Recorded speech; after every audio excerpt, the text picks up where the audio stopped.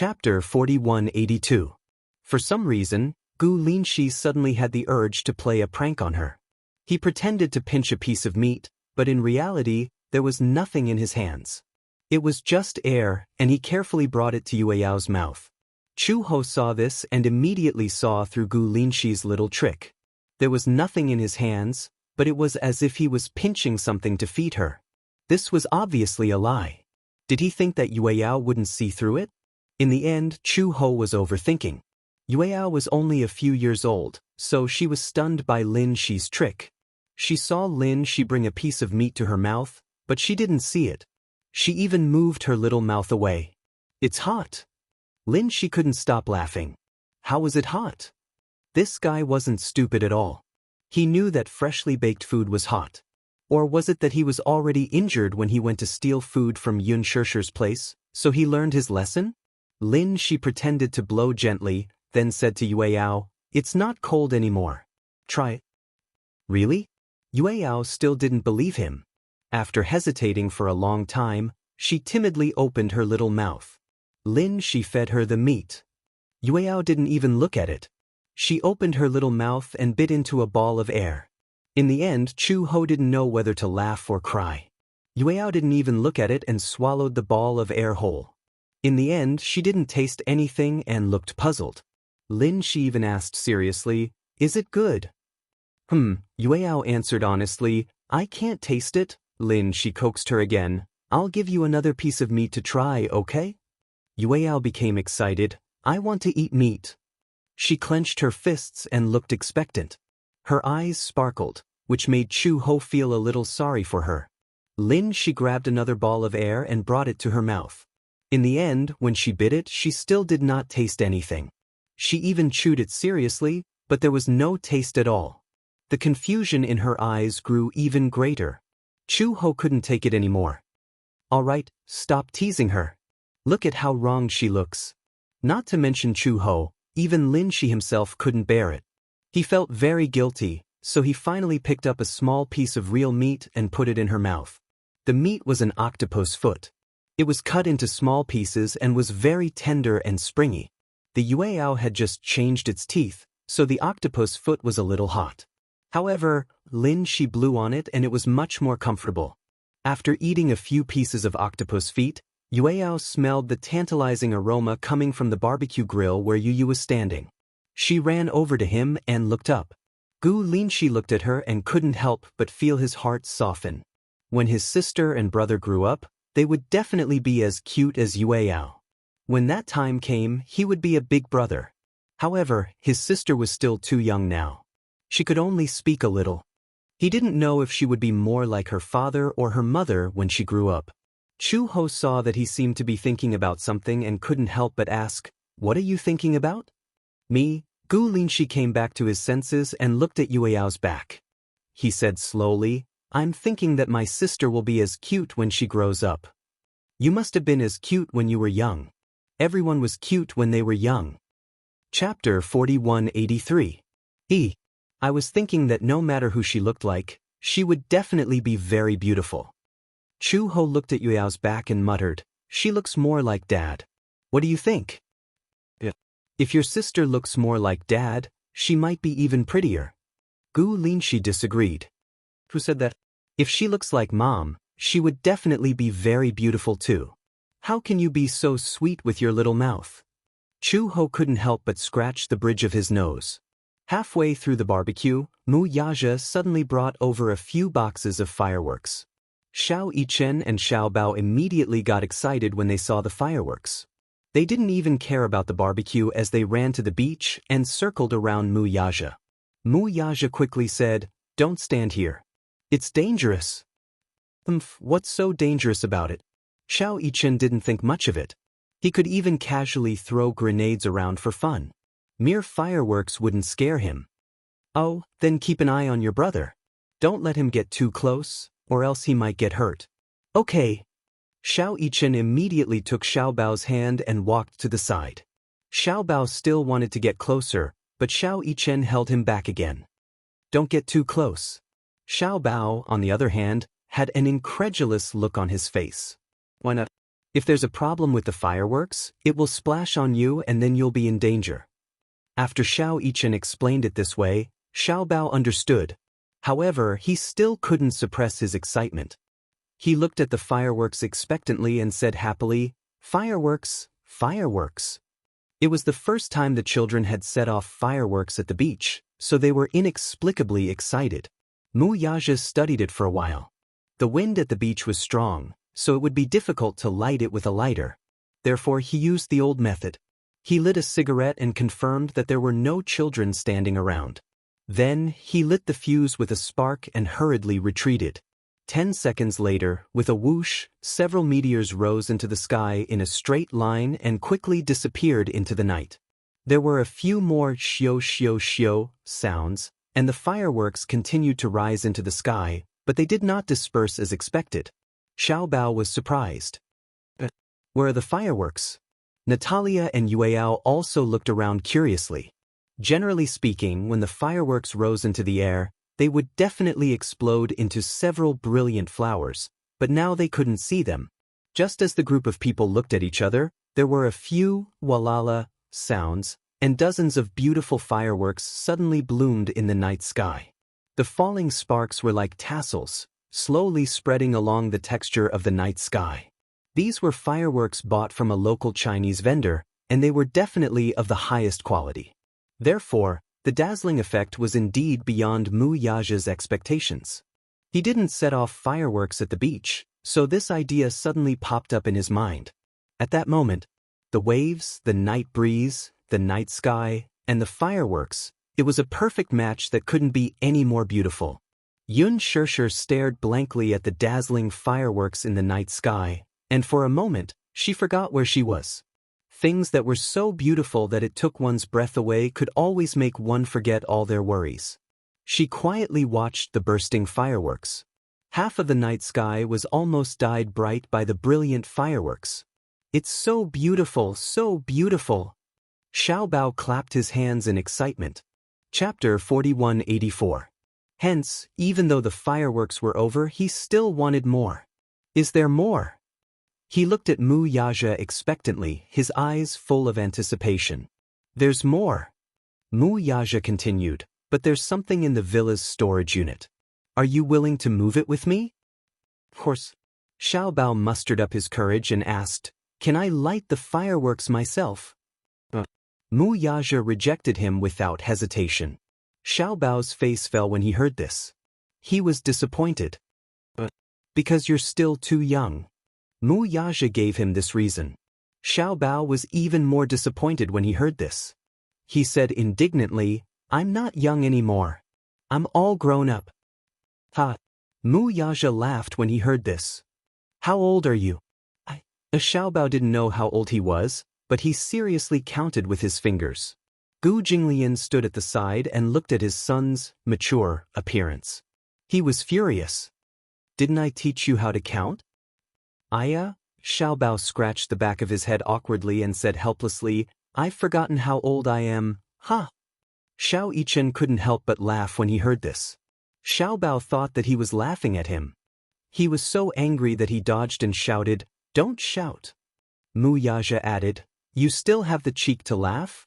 When you were my age, you couldn't even do basic arithmetic." Xiao Yichen couldn't laugh anymore when he saw that his father was undermining him. He smiled awkwardly and turned his head away. His father? Was he really his father? Was there a father who would undermine him like this? Xiao Yichen was very unhappy. He stood gloomily at the side and looked at Mu Yaja with resentment. Mu Yaja couldn't be bothered with him and said, "I'll go get a few boxes of fireworks. You guys wait here." Okay. Mu Yaja went back to the storage unit and brought a few boxes of fireworks over. This time, Xiao Yichen said that he wanted to set them off. Mu Yaja couldn't be at ease with him, so he passed the cigarette butt to him and held Xiao Bao's hand as they walked to the side. However, Xiao Bao was unhappy. He pouted and said reluctantly, "Why can he put it down but I can't play?" Little Yichen laughed. "I'm older than you, so I can set off fireworks." After hearing him say this, Xiao suddenly had an inexplicable longing. "It's good to be older. I want to grow up too." Next to him, a man who had already grown up said faintly, "When you grow up, you'll feel that being young is true happiness." Xiao Bao looked at Mu Yaja, who was sighing with emotion, and corrected him seriously, "I don't think you've grown up." "Oh? What's that?" "You're an elder." Mu Yaja's face froze and turned slightly pale. "Ha!" Xiao Yichen laughed out loud when he heard this. "Daddy, he said you're old." Mu Yaja grunted and didn't deny it. "I'm old." He wasn't an immortal who had to go through this path. "Move aside." Xiao Yichen warned Xiao Bao. "I'm going to set off the fireworks. Don't come near." Oh, Xiao Bao stepped back and looked at him with admiration and envy.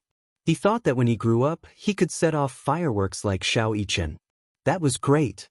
Chapter 4185. Cheers. Yun Shirshir raised her glass and smiled. Her face was slightly red and it was obvious that she was tipsy. She looked at Chu Ho and Gu Jinglian and smiled. "Are you guys making up for your honeymoon? You guys have to enjoy yourselves this time." Gu Jinglian smiled and exchanged glances with Chu Ho. Then, he raised his hand and clinked his wine glass against Chu Ho's. Mu Yaja and Hua Jin also raised their wine glasses. With a few clinks, the wine glasses clinked against each other elegantly. For some reason, Gu Jinglian, who was arrogant, would not have put down his pride and sat down to have a drink. However, no one knew what Yun Shirshir said to Gu Jinglian when she walked over, but for some reason, Gu Jinglian smiled. Then, they sat down and had a drink together. Hua Jin sighed to himself. Why was Yun Shirshir able to make people so happy? Unknowingly, the night gradually darkened. Gu Linshi carried Xiao Bao back to sleep. Natalia and Yueyao were also sleepy. Xiao Yichen carried Yueyao back to sleep. Yu and Natalia also returned to the villa early. The entire beach seemed to be quiet all of a sudden.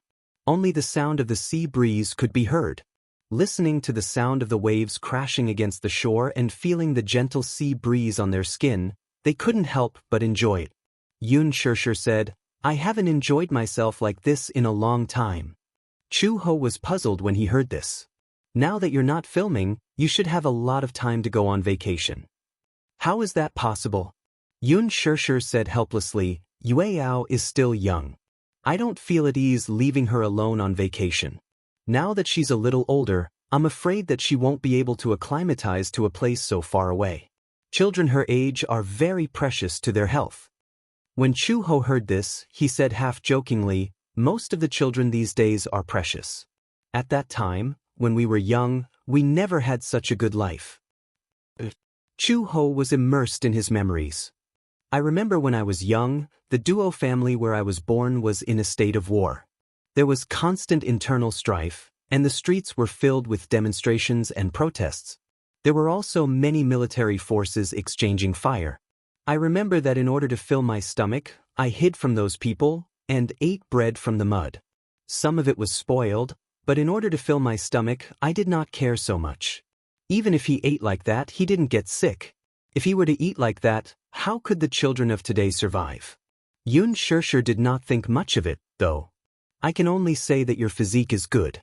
Everyone's physique is different. In fact, many children in that era died prematurely due to malnutrition or poor soil conditions. It was just that no one knew about it. Now that the days were better, such things happened less often. However, the children in those poor areas still find it hard to eat and wear. Therefore, after Yun Shirshir got married, she reduced her work. However, she focused more on charity work. There was once when Yun Shirshir participated in a charity event and learned that 1,500 yuan a year could be used to fund a poor student's living expenses and tuition fees for a year. Hence, she decided to help 3,000 poor students in one go. Many reporters thought that she was hypocritical and was doing it for the sake of the Xinyu Financial Group's reputation. However, this was Yun Shirshir's true thoughts. Chapter 4186. The five of them were enjoying the sea breeze as they chatted with each other. There was no deliberate attempt to find topics to talk about or maintain the atmosphere. Everyone was enjoying the sea breeze and quietly enjoying the tranquility of the night.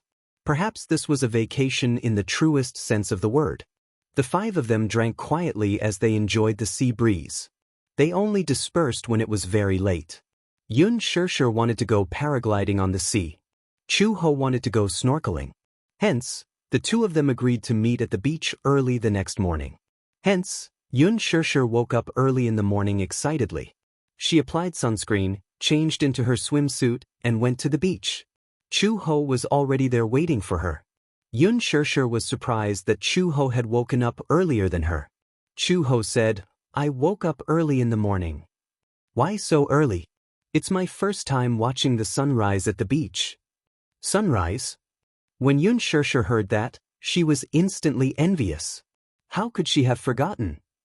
Xianxia said a little reproachfully, "Why didn't you wake me up?" "I don't have your cell phone number.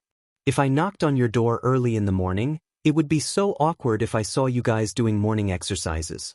Chu Ho was a straightforward person, so he said what he wanted to say. Xianxia blushed and said, "Hey, don't talk nonsense." "What's wrong with that?" Chu Ho stood up and said, "The coach will be here soon. We'll just wait here for a while." Xianxia looked at her body. Suddenly, she saw that she was wearing a one-piece swimsuit and was wrapped up tightly. She was a little surprised. "Why are you wearing so much?" Chu Ho said. What's the matter? Is there a problem with the swimsuit? You have such a good figure. Don't you think it's a pity to wear so much?" As she said that, Xianxia said to Chu Ho, "I have another swimsuit. It's new and I haven't worn it before. Do you want to try it?" "It's okay. Mine is pretty good. Just give it a try. I've never seen you bare your body before." Ignoring Chu Ho's refusal, Xianxia took her hand and walked towards the villa. When she returned to the villa, she opened the new packaging in front of Chu Ho and took out a swimsuit. Chu Ho saw that it was a floral design. "Broken flower?" She hesitated. Xianxia nodded. "That's right. This one is very feminine. It's very pretty. I really like them, so I bought a lot of them in one go. Would you like to give it a try?" Chu Ho shook his head. "No, this dress doesn't suit me." The swimsuit she was wearing was pure black. She only liked this kind of plain style. This kind of floral series felt too girly. Chu Ho shook his head. "I don't think it's suitable." As Xianxia reached out to lift her clothes, she nagged, "You have such a good figure. Wouldn't it be a pity if you don't show it?" As she said that, she lifted her clothes. The moment she saw the firm lines of her abdomen, she was shocked. Seeing her expression, Chu Ho also felt uneasy. "What's the matter?" "Oh my God. Is this your vest line?" Chu Ho was stunned. "I guess so. Didn't you give birth to 3 children?" "Yeah." "Then," Xianxia said in a daze, "how did you recover so quickly?" Chapter 4187. Chu Ho thought for a moment and recalled, "I remember that there was always a vest. Even though I was 9 months pregnant, the vest could still be seen very clearly." Xianxia asked weakly, "Do you exercise regularly?" Then, how did you maintain your figure?" Chu Ho said, "I don't have much fat or excess flesh on my body, only muscles." Comparisons were odious. Xianxia suddenly remembered that she still had a swimsuit. She rummaged through the drawers and finally found the swimsuit that she liked from the bottom of the drawer. It was white and didn't have too many colors. However, it was very simple. However, it was much sexier than the one that Chu Ho was wearing. "Try this one." Xianxia said with certainty, "This one will definitely suit you better than the one you're wearing now." "Let's not. Don't you trust my taste?" Xianxia complained, "I think this one will definitely suit you. Try it on." Chu Ho couldn't stop her from pestering him. Hence, he took the swimsuit and walked into the room. A few minutes later, the door opened again. When Chu Ho walked out in a swimsuit, Xianxia was so shocked that her eyes almost popped out. Oh my God! As this swimsuit was a sexier style, there wasn't much fabric and it just happened to cover the areas that needed to be covered. Hence, Chu Ho's perfect muscles were fully displayed. Besides the vest, the most important thing was that Chu Ho really didn't have any excess flesh on his body. It was all muscle. The most important thing was that his muscles didn't look bloated.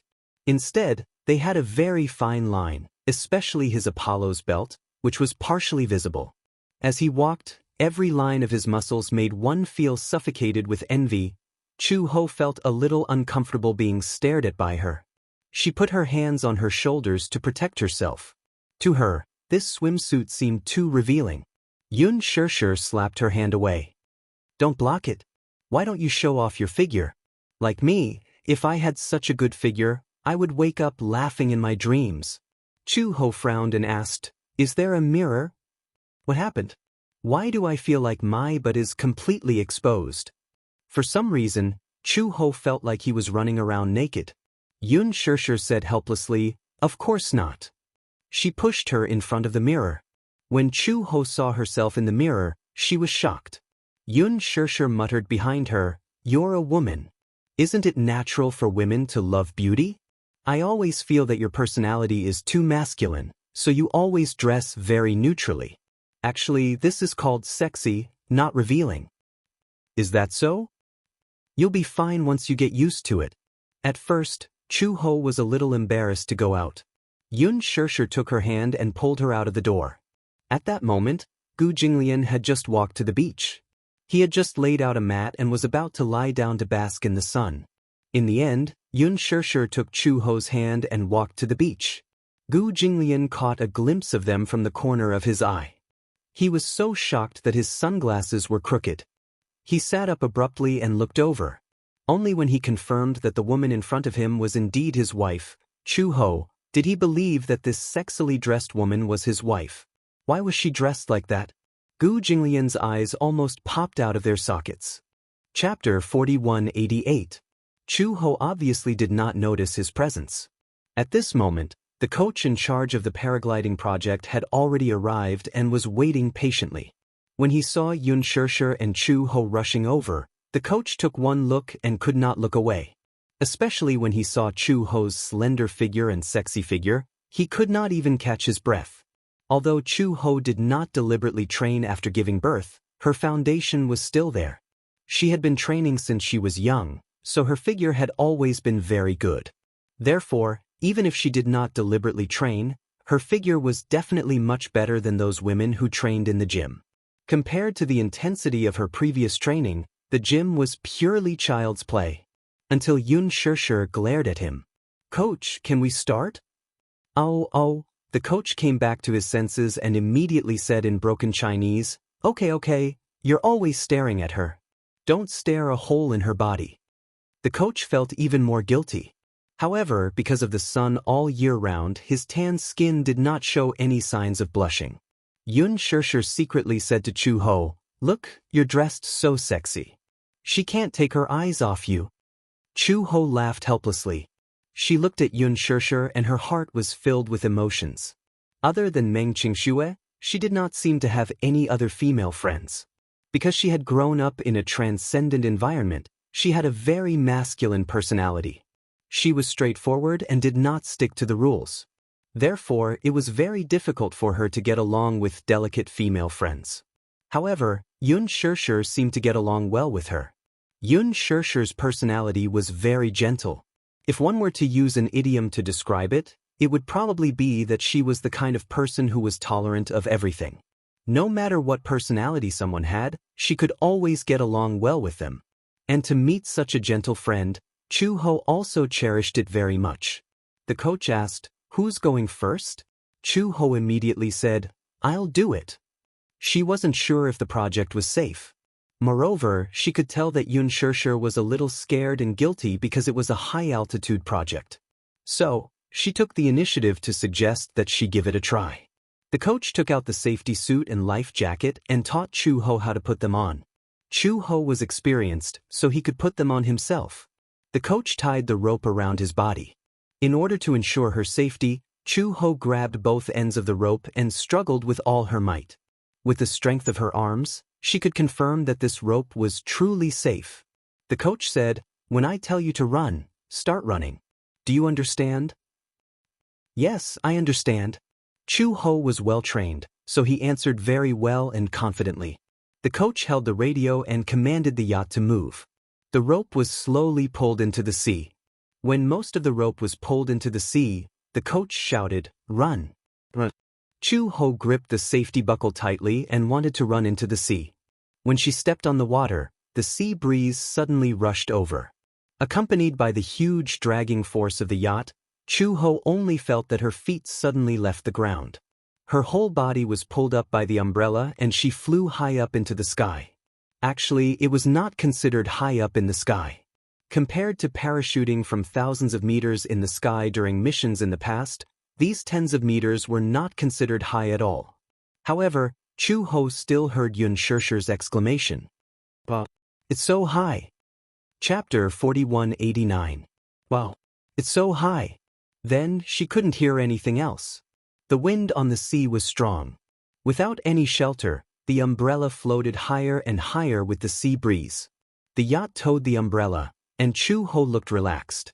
With the sea breeze blowing and high up in the sky, Chu-Ho didn't feel nervous at all. Instead, she felt free. She still remembered the first time she parachuted. She stood on the helicopter and looked down at the sky. Even though she pretended to be calm, she still felt uneasy and nervous. Parachuting wasn't 100% safe. The accident rate was also very high. Especially for newbies, if they didn't grasp the essentials, it was easy to fail the parachuting. Even if there were no accidents, they could still get injured. Not to mention other things, just the state of mind when facing such a high altitude was definitely something that ordinary people could understand. Xianxia stood by the sea and watched. Gu Jinglian walked over and looked at Chu-Ho, who had drifted far away. He asked blankly, "What's that?" "That's an airship pulling an umbrella." Xianxia said nervously, "Why do I feel a little scared? It feels very high. Chu-Ho has already flown so far away. I wonder if she's scared?" Gu Jinglian heard this and glanced at her disapprovingly. "Scared? What's there to be scared of? She won't be scared. She's so brave." Xianxia sighed from the bottom of her heart. She had seen many brave people, but she had never seen someone like Chu-Ho, who was fearless in the face of any hardship. She was even braver than most men. 10 minutes later, Xianxia saw from afar that the umbrella was slowly descending on the sea. Chu-Ho fell into the sea, but because of the life jacket, she floated on the sea. The coach went down the ladder and reached out to pull her. However, Chu-Ho didn't grab his hand. She climbed onto the speedboat by herself easily. Soon, the speedboat flew toward the coast. Xianxia and Gu Jinglian heard the sound of the speedboat and looked over. They saw Chu-Ho standing on the speedboat and giving Xianxia a thumbs up. "Great. You must try it." When Xianxia heard this, she looked at the high altitude where Chu-Ho had flown. However, she still had some lingering fears. "Isn't it too high? That's impossible." Compared to parachuting, this height was already very friendly. Because it was a commoner entertainment project, the height was within the range of ordinary people. Chu-Ho said to her, "At this height, I don't have to wear a safety suit. I can grab the safety buckle with my hands." The parachute had a safety clasp that needed to be held with both hands, but most people didn't have such a strong grip. When the coach heard this, he didn't think much of it. "How is that possible? You won't be able to hold it at such a high altitude. If you fall from tens of meters to the sea, it'll be no different from falling from a tall building." Xianxia laughed and said, "Chu-Ho, that's too dangerous." "It's true." Chu-Ho said seriously, "When I used to practice parachuting, I was still a new recruit. There was once when my safety suit wasn't buckled properly and I fell in midair. I only landed safely by holding onto the safety clasp." When the coach heard this, he was shocked. Chapter 4190. If she wanted to make it to the ground, not only would she need an amazing arm strength, she would also need an amazing grip. This was something that even the top Special Forces soldiers would find difficult to achieve. How could a woman like her do it? Moreover, he had never seen a woman skydiving before. The coach thought that skydiving was Chu-Ho's personal hobby, so he said, "Amateur skydiving is different from this. It's not amateur." As Chu-Ho said this, he turned to Xianxia and said, "Don't worry. As long as the safety measures are taken, you will be able to take off and land safely." The coach still didn't believe him. Instead, he said provocatively, "I don't believe you just because you say so. If you're so capable, why don't you try it?" Before he could react, Gu Jinglian glared at him coldly, exuding a sharp aura. How dare he provoke him? The coach caught a glimpse of Gu Jinglian's sharp gaze and jumped in shock. He was slightly intimidated by his gaze. However, Chu Ho said, "Why should I try it? Why did she have to do meaningless things and take unnecessary risks for the sake of being brave? There was no need." The coach also felt that it was pointless. He said resentfully in decent Chinese, "Come on, come on." He picked up the life jacket and gestured at Yun Shirshir. Yun Shirshir was about to walk over when Chu Ho reached out and said to the coach, "Let me put it on for her." Earlier, the coach had secretly groped Chu Ho's chest when she wasn't paying attention. Fortunately, she reacted in time and blocked his hand. Fortunately, Gu Jinglian didn't see this. Otherwise, this man's hand would have been broken. Chu Ho was worried that Yun Shirshir would be taken advantage of, so she snatched the life jacket from his hand and said to Yun Shirshir, "I'll put it on for you." The coach saw this and became worried. "No, you're not professional. If you don't do it well, it will be dangerous. I know this better than you. I'm the coach. I'm responsible for your safety." The coach did not dare to take the risk. He had signed an agreement with the hotel. If the tourists who played the game in his hands were in danger, he would face the risk of going to jail. Chu Ho glared at him and said, "I said you don't have to be responsible, so you don't have to be responsible." With that, she turned around and said to Yun Shirshir, "Do you believe me or her?"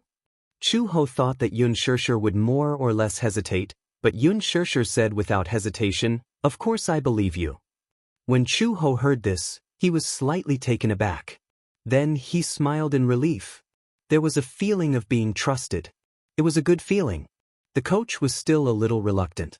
He did not know what Chu Ho had done in the past or what he had experienced, so he did not believe him at all. Gu Jinglian, on the other hand, was impatient. He knew that this work was child's play to Chu Ho. Chu Ho was so insistent on taking safety measures for Yun Shirshir, so it must be for her safety. Hence, he waved at the coach impatiently and said, "I told you to get lost. Don't interfere and stop talking nonsense." The coach was intimidated by Gu Jinglian's authority, so he did not dare to rebut him.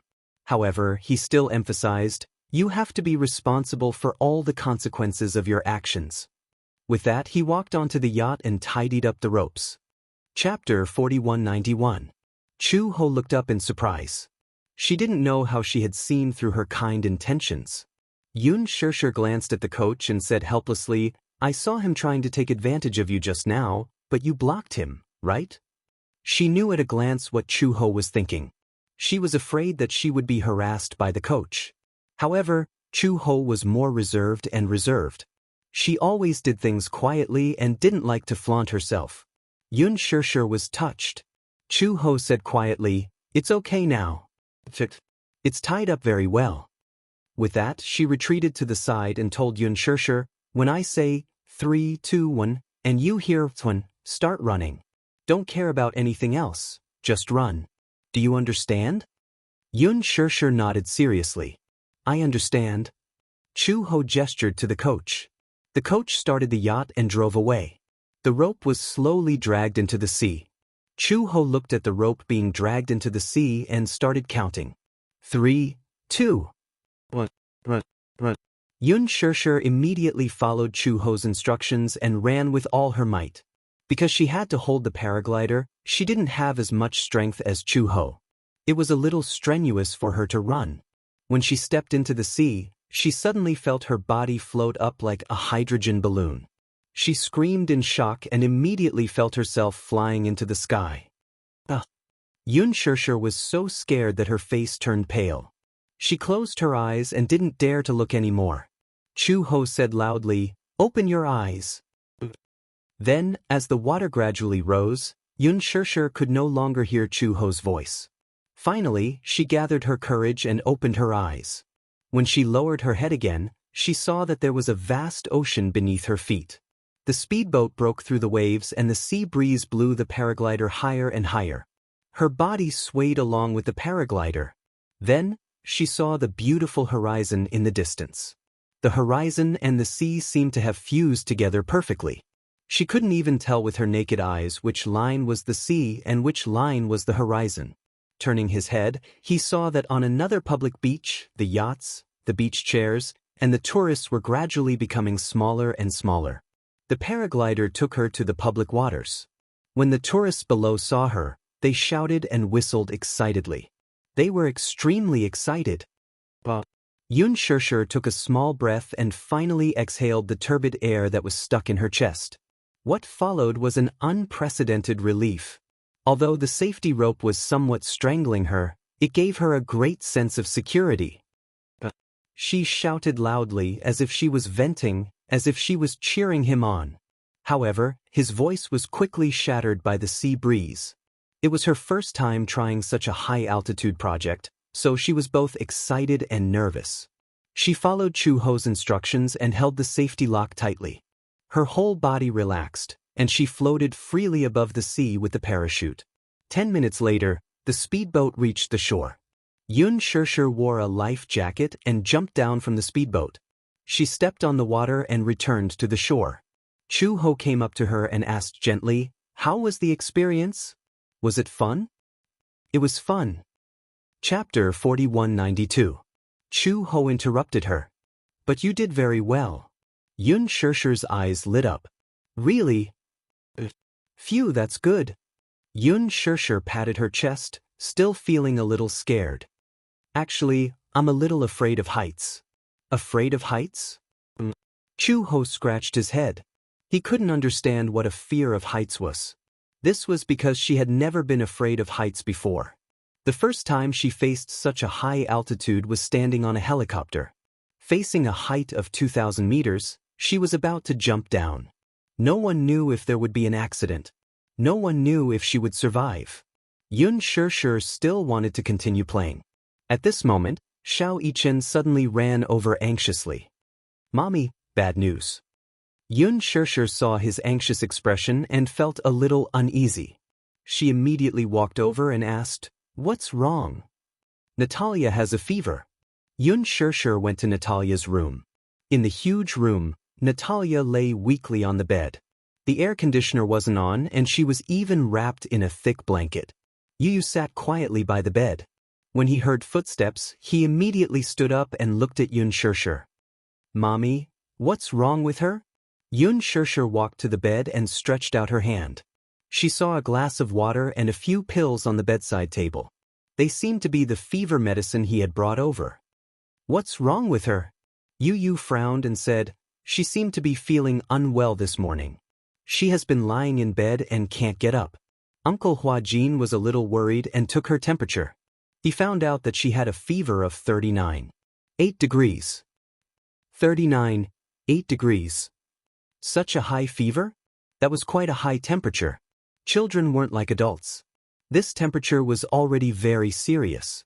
Yu continued. Uncle Huajin said that he might have gotten a fever because he was exposed to the sea breeze for too long last night. Natalia doesn't seem to have a good constitution. She gets sick easily, so she's probably suffering from the cold. How could this be? Xianxia frowned. Yueyao was younger than Natalia. Even Yueyao was fine. Why did Natalia have a fever? Moreover, the sea breeze on the beach last night was not that strong. Moreover, the weather here was so hot. How could he have a fever for no reason? Originally, I wanted to give her some fever medicine, but I don't know why she has a fever. I can't give her medicine recklessly. So, let's go to town to buy some fever patches first. If the fever patches don't work, we'll go to the hospital.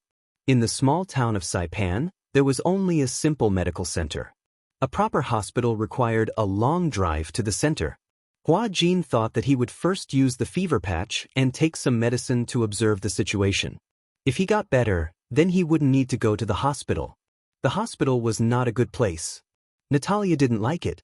It could even be said that she was repulsed by it.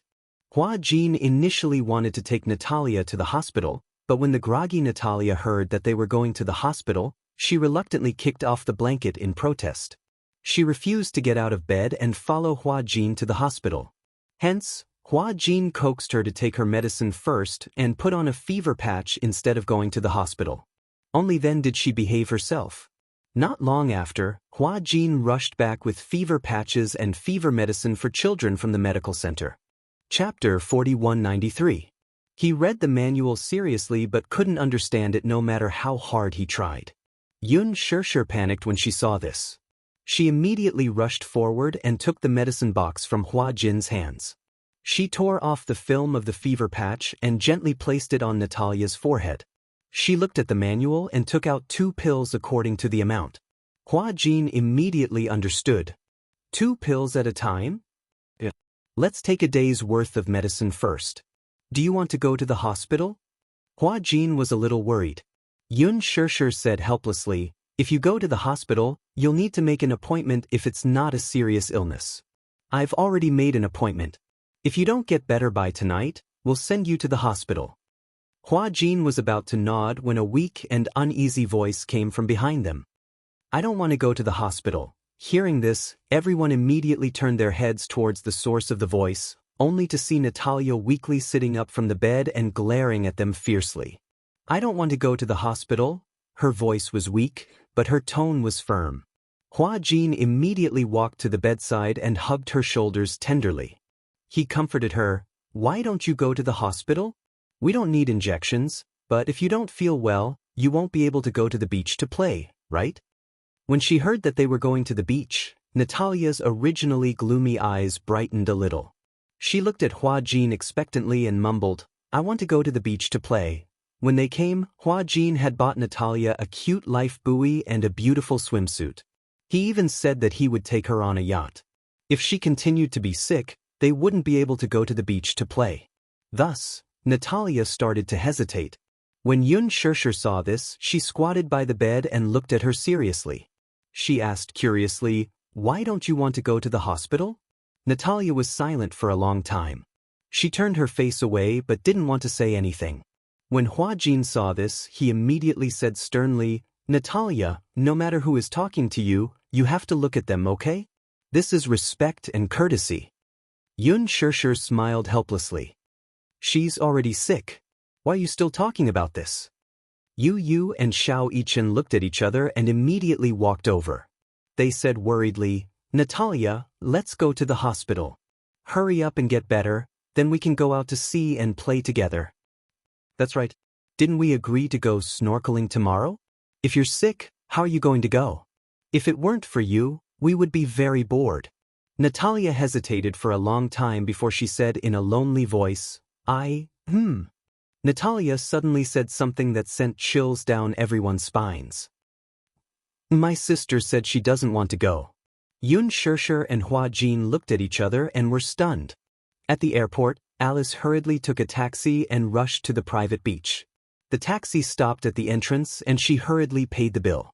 At the same time, Xianxia had been waiting at the entrance for a long time. Earlier, Xianxia had asked Alice to come to Saipan for a vacation. Also, Alice wanted to observe Natalia's condition. However, when the plane landed, she received a call from Xianxia saying that something had happened to Natalia. Chapter 4194. By this time, Natalia had already taken the medicine under Hua Jin's patient persuasion. As the medicine took effect, she went to bed early to rest. The moment Alice entered the villa, she saw Hua Jin sitting by the bed with a solemn look on his face. He was looking at Natalia with heartache. What happened? Alice put her hands in the pockets of her windbreaker and walked to the bed. She glanced at Natalia and frowned slightly. What's wrong with her? Sure. Hua Jin gestured to the door and mouthed to Natalia, she's asleep. Let's talk outside. Alice nodded, turned around, and walked out the door. Hua Jin asked Yu and Xiao Yichen to look after Natalia in the room. He then followed Alice to the door. Alice lit a cigarette and stood by the bed. She asked quietly, something happened to her, right? Hua Jin nodded silently and sat down on the sofa. He asked hesitantly, does Natalia have an older sister? Alice turned around abruptly and narrowed her eyes suspiciously. Older sister? Yes. She said her older sister's name is Natalia. Natalia? Alice's face suddenly turned serious. She looked at Hua Jin. For a moment, her mind was filled with thousands of thoughts. She wanted to say something but stopped herself. Xianxia poured 2 cups of tea and walked over to them. She looked at Alice and said hesitantly, Alice, We seem to have discovered Natalia's second personality. However, we found something troublesome. What troublesome thing? Xianxia looked at Hua Jin. Hua Jin stood up, opened a drawer in the cabinet, and took out a crystal ball. When Alice saw the crystal ball, she was shocked. Hua Jin had mentioned the crystal ball to her before. When she saw the real thing, she was even more certain that this crystal ball was definitely an auxiliary tool used by hypnotists. Alice asked in surprise, "Did you steal this from Natalia?" That day when we were on the trip, I was packing my luggage, but she kept holding this crystal ball silently. I asked her to let me keep it for her, but she didn't seem willing. However, when I checked in my luggage because it was a fragile item, it needed to be checked in. So, I had an excuse to keep the crystal ball in my luggage. When we arrived in Saipan, I lied to her and told her that I accidentally lost the crystal ball when I checked it in. Upon hearing this, Alice asked suspiciously, "Is she sad?"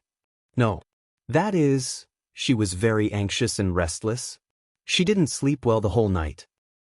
Alice frowned slightly. She felt that there was something fishy about this. Hua Jin said seriously, "I observed for a while. I found that besides being inseparable from the crystal ball, Natalia has a more obvious characteristic." "What characteristic?" "That is, she can't leave the crystal ball. Otherwise, in addition to being anxious, she will also have trouble sleeping and eating. Last night, she fell asleep very late. When she woke up in the morning, I found that she suddenly had a fever." "Fever?" Hua Jin said again, "More than 39 degrees. So I asked the family doctor to come over, but he said that it was just a superficial fever." "A superficial fever?" Xianxia was also surprised to hear the term body surface fever. Chapter 4195. Surface fever, as the name suggested, was measured based on the surface of the body. The temperature of the forehead or armpit was definitely above normal, but the temperature of the tongue was within the normal range. Therefore, a fever on the surface of the body was definitely an abnormal phenomenon. This temperature was not normal at all.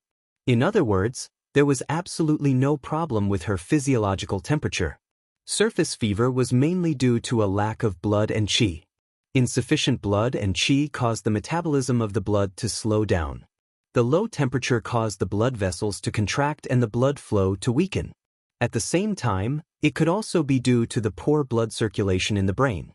It could also be due to excessive fatigue or excessive toxins in the body. In other words, poor sleep quality was the main reason. Poor sleep quality? Hua Jin said, "I lied to her that I lost the crystal ball. I could see that she was very depressed. She usually hugs the crystal ball to sleep, so I suspect that there is definitely something wrong with the crystal ball." Because he suspected that there was something wrong with the crystal ball, Hua Jin wanted to give the crystal ball to Alice to study. Alice took the crystal ball and observed it for a while. She came to a conclusion. "I guess that the crystal ball is the main reason for her fever. But this is probably just a guess, but I think that if there are no unexpected circumstances, this guess is enough to be valid." "What do you mean? You said that she usually hugs the crystal ball to sleep, but for the past few days, you hid the crystal ball and did not give it to her, right?" Hua Jin nodded. "Then, I guess that the other personality probably caused a psychological suggestion to the main personality. This psychological suggestion was guided by the crystal ball. The crystal ball is an important tool for hypnosis, so perhaps Natalia's main personality is being controlled by the second personality, and the second personality is using the crystal ball to control her." Hua Jin could not help but gasp when he heard this.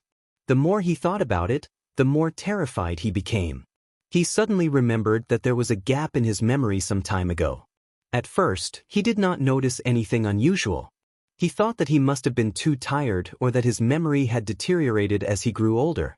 However, when he thought about it later, he realized that his memory had always been very good, especially when it came to memorizing scripts. He always memorized them very quickly and firmly. Later, when he found the crystal ball in Natalia's room, he began to suspect that he had been hypnotized by the crystal ball. He didn't know why, but he could vaguely see the shadow of another Natalia in Natalia. Sometimes, he would feel that Natalia was both unfamiliar and familiar at the same time. He felt like he had seen him somewhere before, but he couldn't remember where. It was like amnesia. Alice came to a conclusion. I'm guessing that Natalia's other personality came out before this.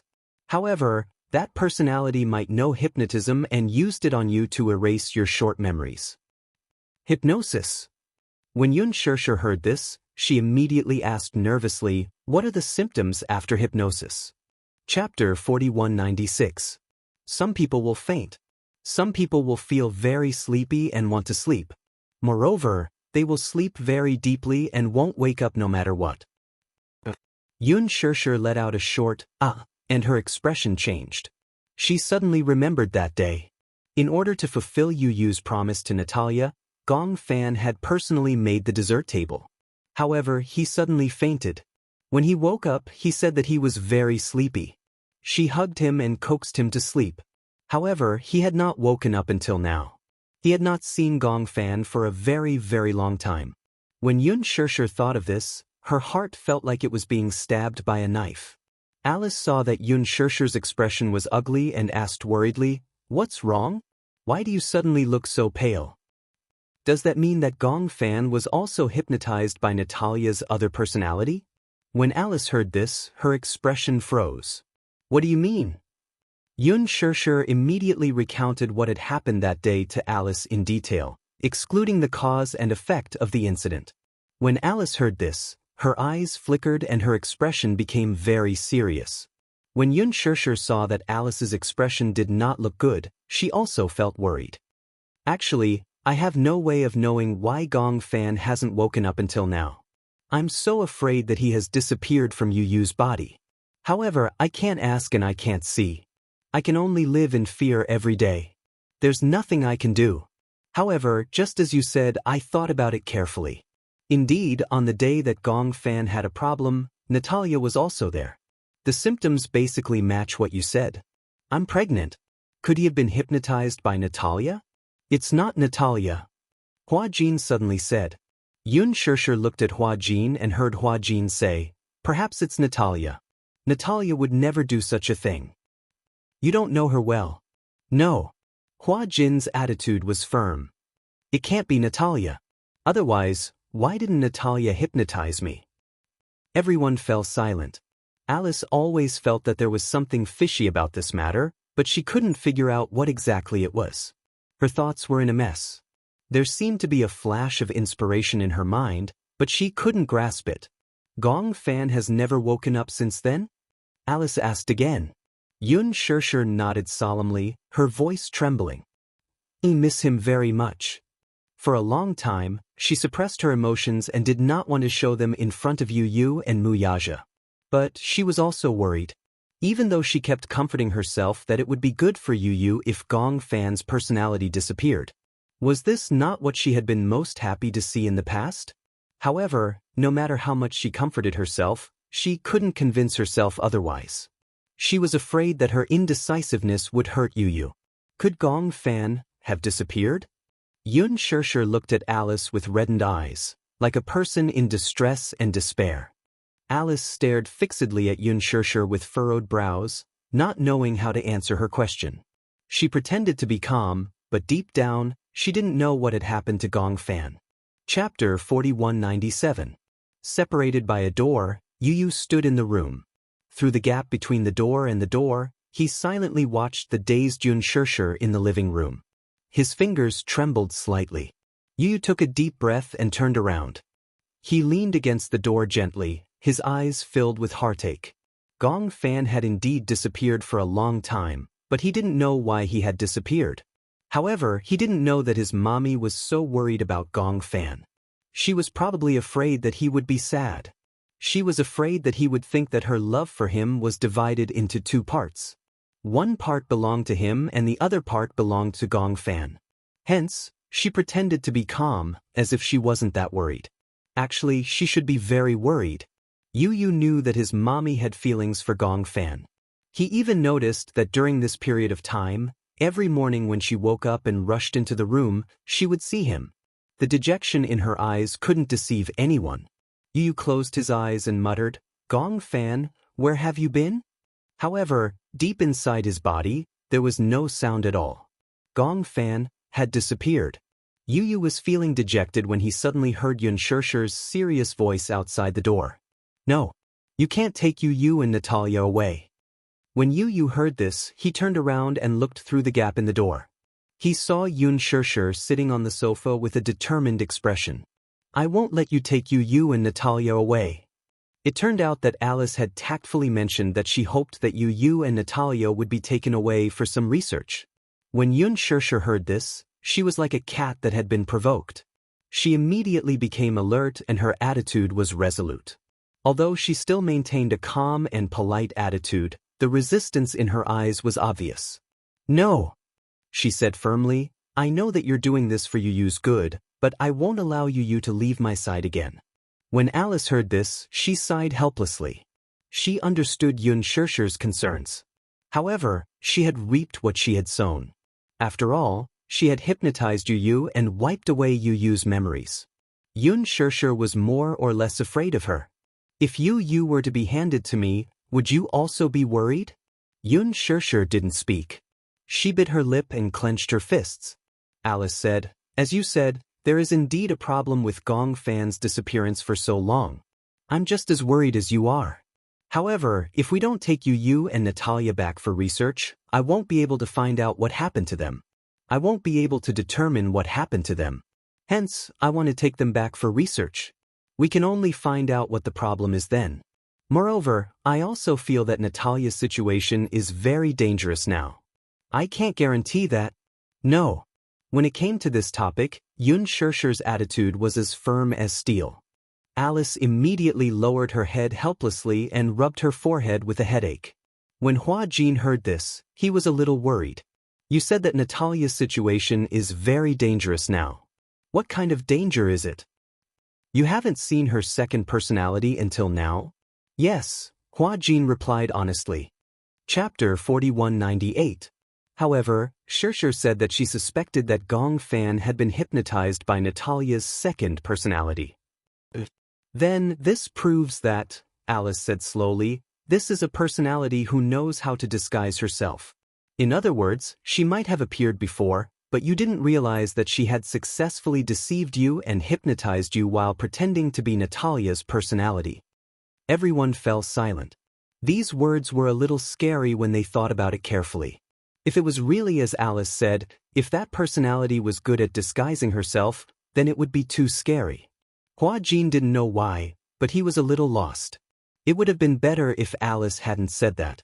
Now that she said that, he suddenly remembered that indeed, sometimes, when Natalia appeared in front of him, she gave him a very strange feeling. Now that he thought about it carefully, that personality might be Natalia, but she had disguised herself as Natalia. Perhaps he just didn't realize it. Thinking of this, Hua Jin couldn't help but feel a little uneasy. He suddenly raised his head and asked seriously, Do you think that there is such a possibility? Alice listened carefully. Perhaps, Natalia's second personality has already appeared. Perhaps I've seen it before. However, she used this crystal ball to hypnotize me and Gong Fan at the same time.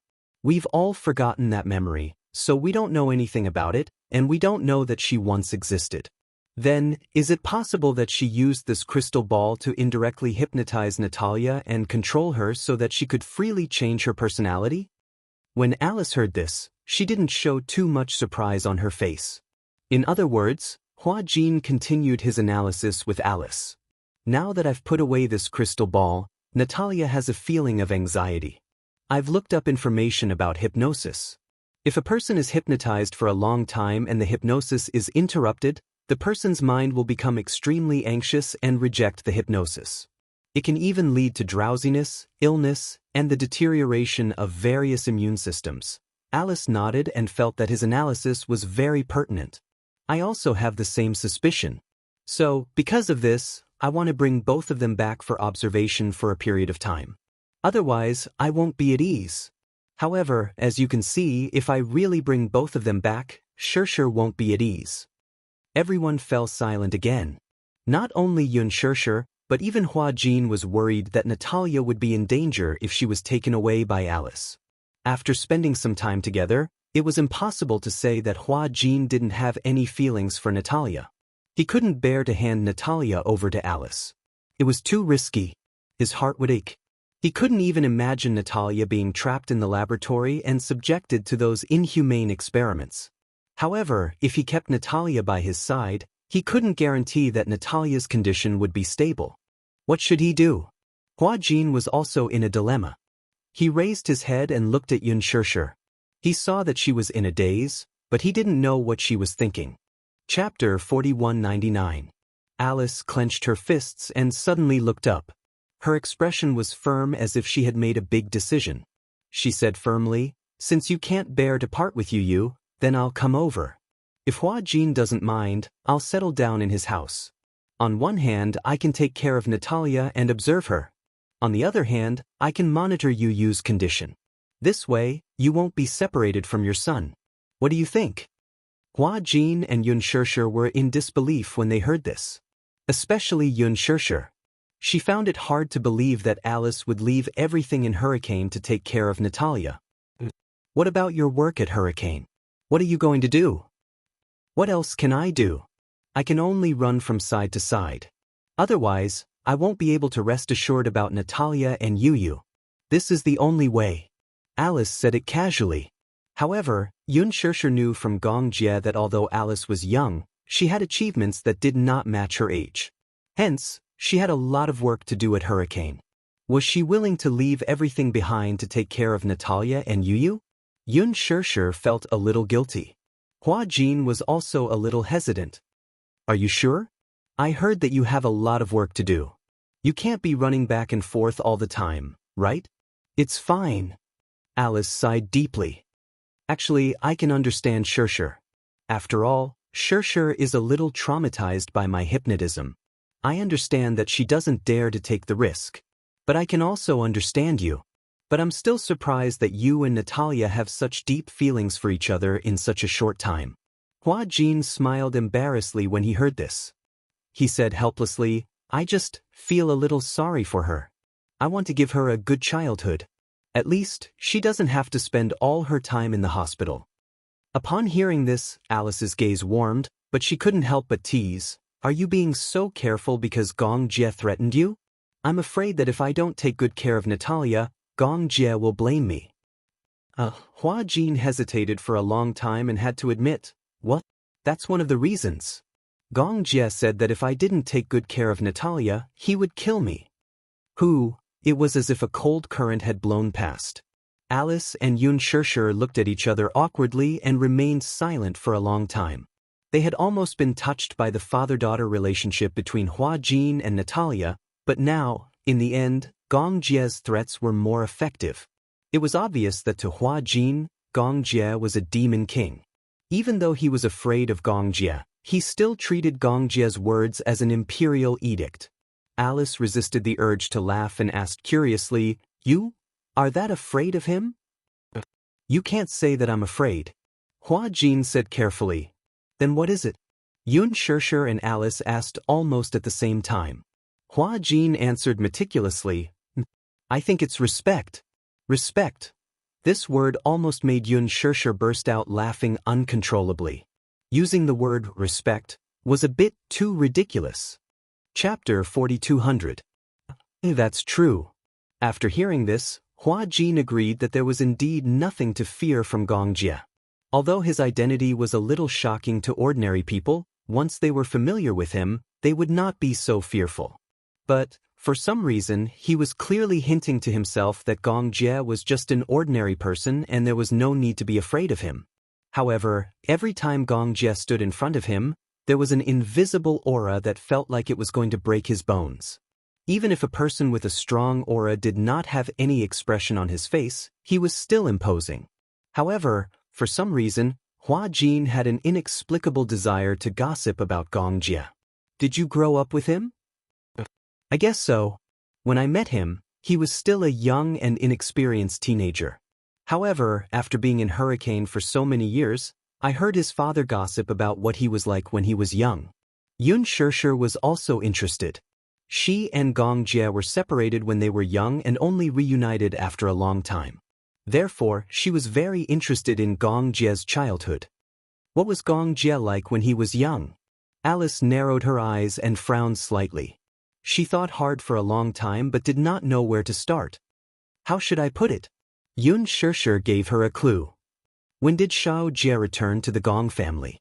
Alice was stunned. After hesitating for a long time, she said, I remember old master mentioning that when Xianxia returned to the Gong family, there was an accident. I think you should know about that accident, Xianxia. Because of a car accident, when old master brought Xianxia back, he seemed to have lost that part of his memory. He only remembered that he had an older sister. According to him, the rest of his memories were blurry.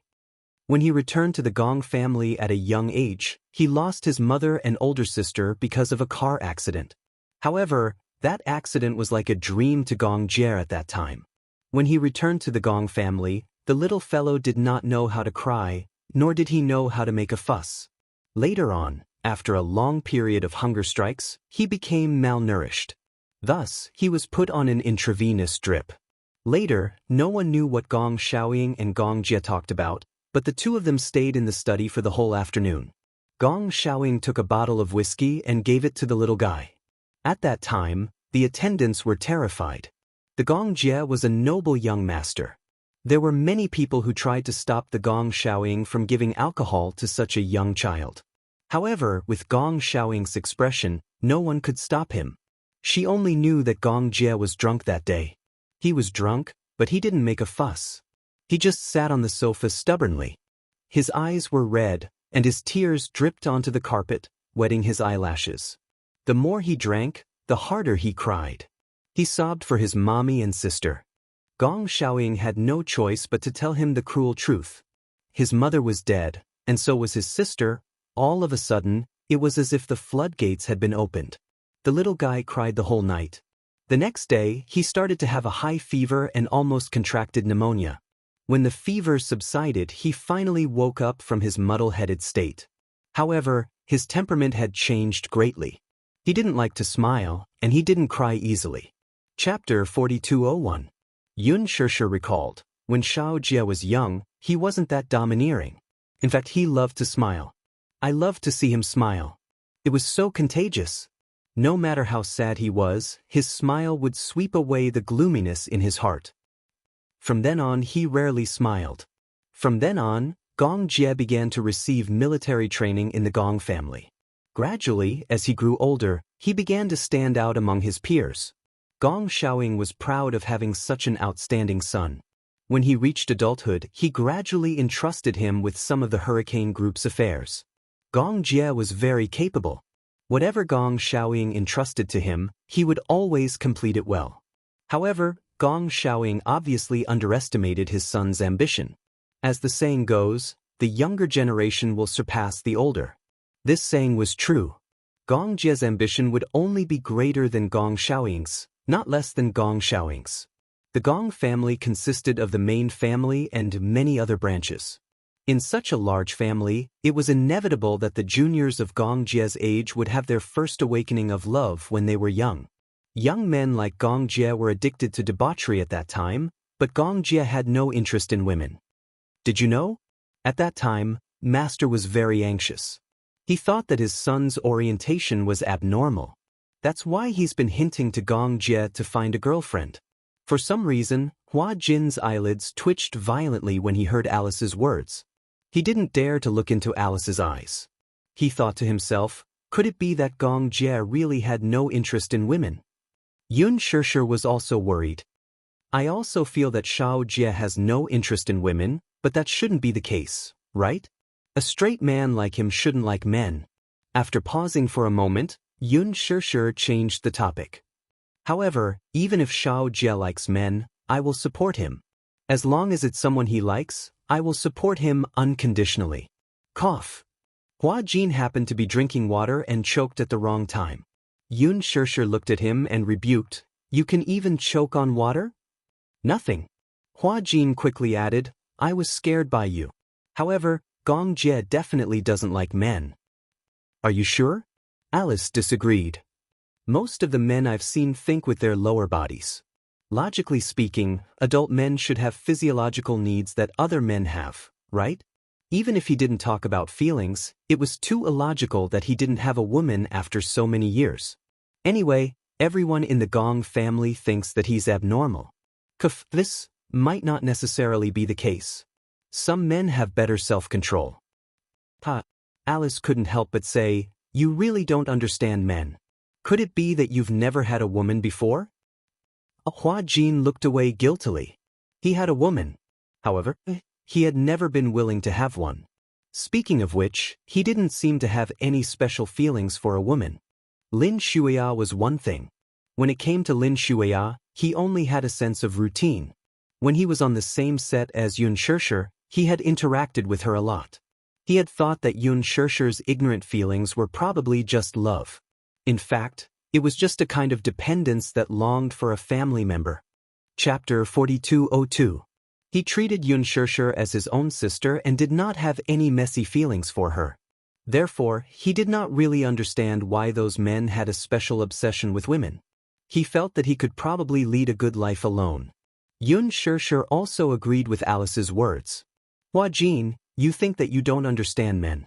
Most men, if they don't have feelings for women, they can also sleep on the same bed. They are different from women. Is this what you call a biological need? You can understand it that way. Yun Shirshir continued. Humans have 7 emotions and 6 desires. They are not gods or saints, so how can they be pure? Hua Jin's face turned even redder. Yun Shirshir did not notice, but Alice did. She felt that it was a little strange. She did not know why Hua Jin's face was so red. She did not think too much about it. Anyway, Gong Jie was obsessed with work for a long time. At that time, he went to a war-torn area like Africa without hesitation. He was young and frivolous, and he did not hesitate to go to a place where no one should go. He always laughed at me for being a workaholic, but when it comes to work, he is far more strict and serious than I am. Moreover, he is very domineering and stubborn. Once he has decided on something, he will not allow anyone to overturn it, not even master. I don't think Xiao Jie is very domineering. Yun Shirshir was a little puzzled. No matter what, he will listen to me no matter what I say. That's because to Gong Jie, you are definitely the most special one. When he has a girlfriend in the future, I might not be the most special one. When Alice heard this, she suddenly smiled, and her eyes revealed a look of envy. You know what? I'm especially envious of you, she said sincerely. Yun Shirshir heard this and was a little puzzled. But what do I have to be envious of? I'm envious of you. You've already achieved so much at such a young age. Alice couldn't help but smile bitterly. In fact, no matter how strong she was at work, Alice was still a woman. In the past, she had also yearned for love and family. She envied Yun Shirshir because whether it was Mu Yaja, her 2 sons, her friends, or even an arrogant man like Gong Jie, they all doted on her like a princess. She lived her life as a strong woman. Yun Shirshir, on the other hand, lived like a princess. No matter which woman you asked, who wouldn't yearn for it? If he said that he didn't yearn for it, it was only because he couldn't get it. Everyone was different. Yun Shirshir may not have a strong personality, nor was she the type of strong woman who could take charge of everything on her own. But because of this, everyone was willing to dote on her like a princess. She had a special quality about her that even she couldn't help but want to treat her well when she met her.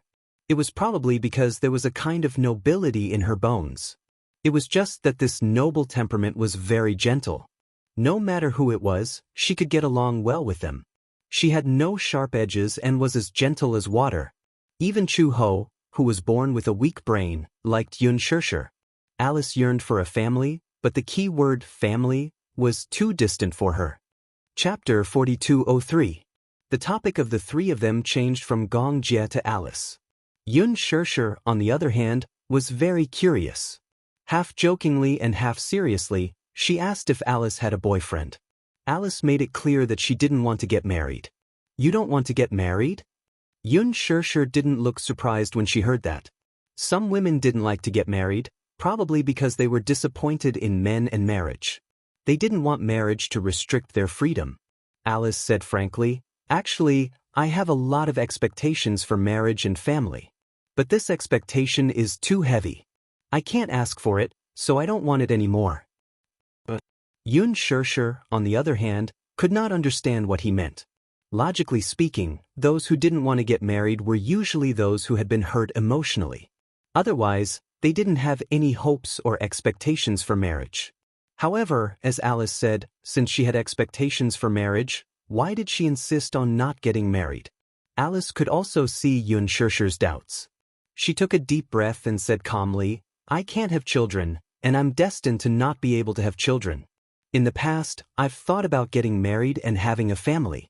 But because of my body's condition, it seems that it can't be realized. Since it can't be realized, I don't want to have any more fantasies. How can that be? Xianxia was surprised when she heard that she couldn't have children. She had never heard Alice mention this before. Now that she mentioned it, she was surprised. Hence, she felt a little strange. What happened? Alice didn't hide it from her. She said, I remember that it was a few years ago. Xianxia came back from Africa and was infected with the plague there. I still remember that time in Africa. The plague was rampant. When Xianxia came back to Hurricane, he was immediately quarantined. At that time, no one could do anything about this virus. In Africa, once someone is infected with this virus, they are treated like corpses. Many people who are infected with this virus are thrown into the quarantine zone like rotting livestock. Most of them starve to death before the virus takes over their lives. Starve to death. When Xianxia heard this, her heart couldn't help but clench. Of course, she knew that Xianxia had recovered, but how did he recover? Xianxia faintly felt that it must be related to Alice's infertility. She used to pay attention to the news when she was in university, so she knew about the Amelia virus in Africa. Is it the Amela virus? Alice nodded. It was the Imanla virus. At that time, Xianxia's infection had not been serious, but no one knew when it had worsened. Xianxia was suddenly enlightened. I heard that a vaccine was developed for that virus, but until now, the epidemic in Africa has not been controlled. Alice said, because the cost of the vaccine is very high, many places in Africa are relatively barren. Most of the war refugees don't have the means to be cured. Xianxia asked tentatively, this vaccine, was it developed by you? Then, Xianxia and Hua Jin said almost in unison, was it developed by you? Chapter 4204. At that time, Alice was still a young doctor. She was not an authority in this field. Therefore, she was helpless against such a plague. After Xianxia and a few others were quarantined, the medical center of Hurricane was out of control for a long time. No one knew how terrible this virus was. It also meant that no one knew how long Xianxia could survive after being infected with this plague. Many of the mercenaries who came back from Africa with him and were infected with this virus did not survive. Therefore, Alice was very nervous at that time. More importantly, in the end, even though the preliminary vaccine had been obtained, no one dared to put it into use without testing it first. No one dared to test it on Xianxia's body. Therefore, at that time, Alice did not know what she was thinking. She appeared in the laboratory and calmly proposed the idea of using herself as an experiment subject. Everyone was overjoyed. At that time, Alice was still very young and had not entered Hurricane yet. She was just an intern in the medical center and was not considered an experienced doctor. Therefore, in the eyes of many people, she was worthless. However, since she was willing to use her body as the price, the researchers who were researching the vaccine were naturally surprised. However, Alice was also informed in advance that because the vaccine was the preliminary vaccine, once the implantation failed, the virus would backfire and her life would be in danger. Alice understood, but she was not afraid. She did not hesitate to use herself as an experiment subject. However, as expected, the experiment failed and the virus backfired. She was infected with the virus and was finally out of danger after a few days and nights of emergency treatment. However, because she accepted the human experiment without permission, she was expelled from the hospital. It was also because of the virus that she could not have children for the rest of her life. Because of the infection of the virus, most of the chromosomes in her body were destroyed. Even if she could have children, there was a terrible possibility that she would give birth to a deformed child. Therefore she gave up. You did it for Xianxia? Alice suddenly fell silent. She pursed her lips and said calmly, "You can think of me as the Virgin Mary. For the health of the world, I sacrificed my life for righteousness." She was so relaxed that it was difficult to see how painful it was to make this choice at that time. However, Alice did not mention that she was willing to do it for the sake of Xianxia. She had seen Xianxia before. Before entering the hurricane, she had met him by chance as a medical volunteer in Africa. It was only this side that seemed to last for 10,000 years. She dreamed of entering Hurricane and becoming a member of the Hurricane Medical Center. However, as soon as she arrived at Hurricane, she had to deal with the news that Xianxia was infected with the virus. She did it almost without thinking, even though she knew that this result was definitely not something she could bear. However, at that time, her head was hot and she didn't think about anything else. Xianxia didn't even know about it. Alice also rarely mentioned this matter. Infertility was the result of a series of full-body checkups after her recovery. She couldn't accept it, but she had to. Fortunately, Xianxia didn't have any serious problems. After learning a lesson from Alice, the vaccine was perfected. Therefore, Xianxia recovered very well. Chapter 4205. This was enough to make Alice feel gratified. At least, Xianxia was doing well. She liked Xianxia. Although it wasn't love, this kind of liking was enough for her to give her all. However, she had never confessed her love for Xianxia to anyone. It wasn't that she didn't think that she was worthy of Xianxia, but she knew that Xianxia had no interest in her. If the feelings of liking someone were not mutually willing, then it would only become a burden to reveal one's heart. Hence, Alice had never mentioned this matter to Xianxia so that he wouldn't feel burdened. She also didn't feel that Xianxia had to reciprocate her love and her efforts. This wasn't liking someone. This was kidnapping. This was extortion. This wasn't her motive, and it wasn't her style of doing things. Hence, she suppressed this matter in her heart. She also restrained her love for Xianxia deep in her heart. Alice smiled. "I didn't expect that my unintentional actions would indirectly save Xianxia. It's really a coincidence." She pretended to be relaxed, but Xianxia's expression turned serious when she saw it. Although Alice didn't show any signs of regret, she still probed carefully, "Actually, you did all this for Xianxia, didn't you?" Alice was stunned and didn't say anything. She avoided Xianxia's gaze and said casually, "No, I only did what I had to do. Because of me, the vaccine was developed and the illness was under control. As for Xianxia, that can only be said to be a coincidence." Since she had already said so, Xianxia didn't expose her. However, she could see that Alice was restraining her love for Xianxia. She was almost certain that Alice had ended up infertile because of Xianxia. However, she could understand Alice's feelings even if she didn't say it out loud. Because, if it was a love that was destined to fail, once spoken, it would become a burden. Alice didn't want to put any burden on Xianxia. Thus, she looked calm and collected, carefully protecting her last bit of dignity. She didn't want her liking to become a kind of demanding and pitiful. Actually, it's not a big deal to be infertile. Alice pursed her lips and said seriously, "If there is a chance in the future, I can meet someone I like who also likes me. If he doesn't mind, we can adopt a child and treat her as our own. At least, I can fulfill my dream of being a mother. Even if she is not my biological child, I will still treat her as my own." She already had a plan. However, that was a matter for the future. Alice stood up and said to Xianxia, "I'm going to check on Natalia." In this way, it could be considered as a covert way of avoiding the topic. It was obvious that she wasn't willing to talk much about this matter. Xianxia and Huajin also tacitly agreed and stood up with her. The three of them entered the room. At that moment, Yi was sitting in front of the bed and Xianxia was leaning against the sofa. He was obviously sleepy and had fallen asleep. However, he was a light sleeper and had originally closed his eyes to rest. When Alice walked in just now, he woke up with a start. Xianxia opened his eyes and saw that it was Alice and Xianxia. He stood up and said, "Mommy? Alice, you're here too." Chapter 4206. "How's Natalia?" Yu said, "Her fever seems to have subsided a little. It's not as serious as before."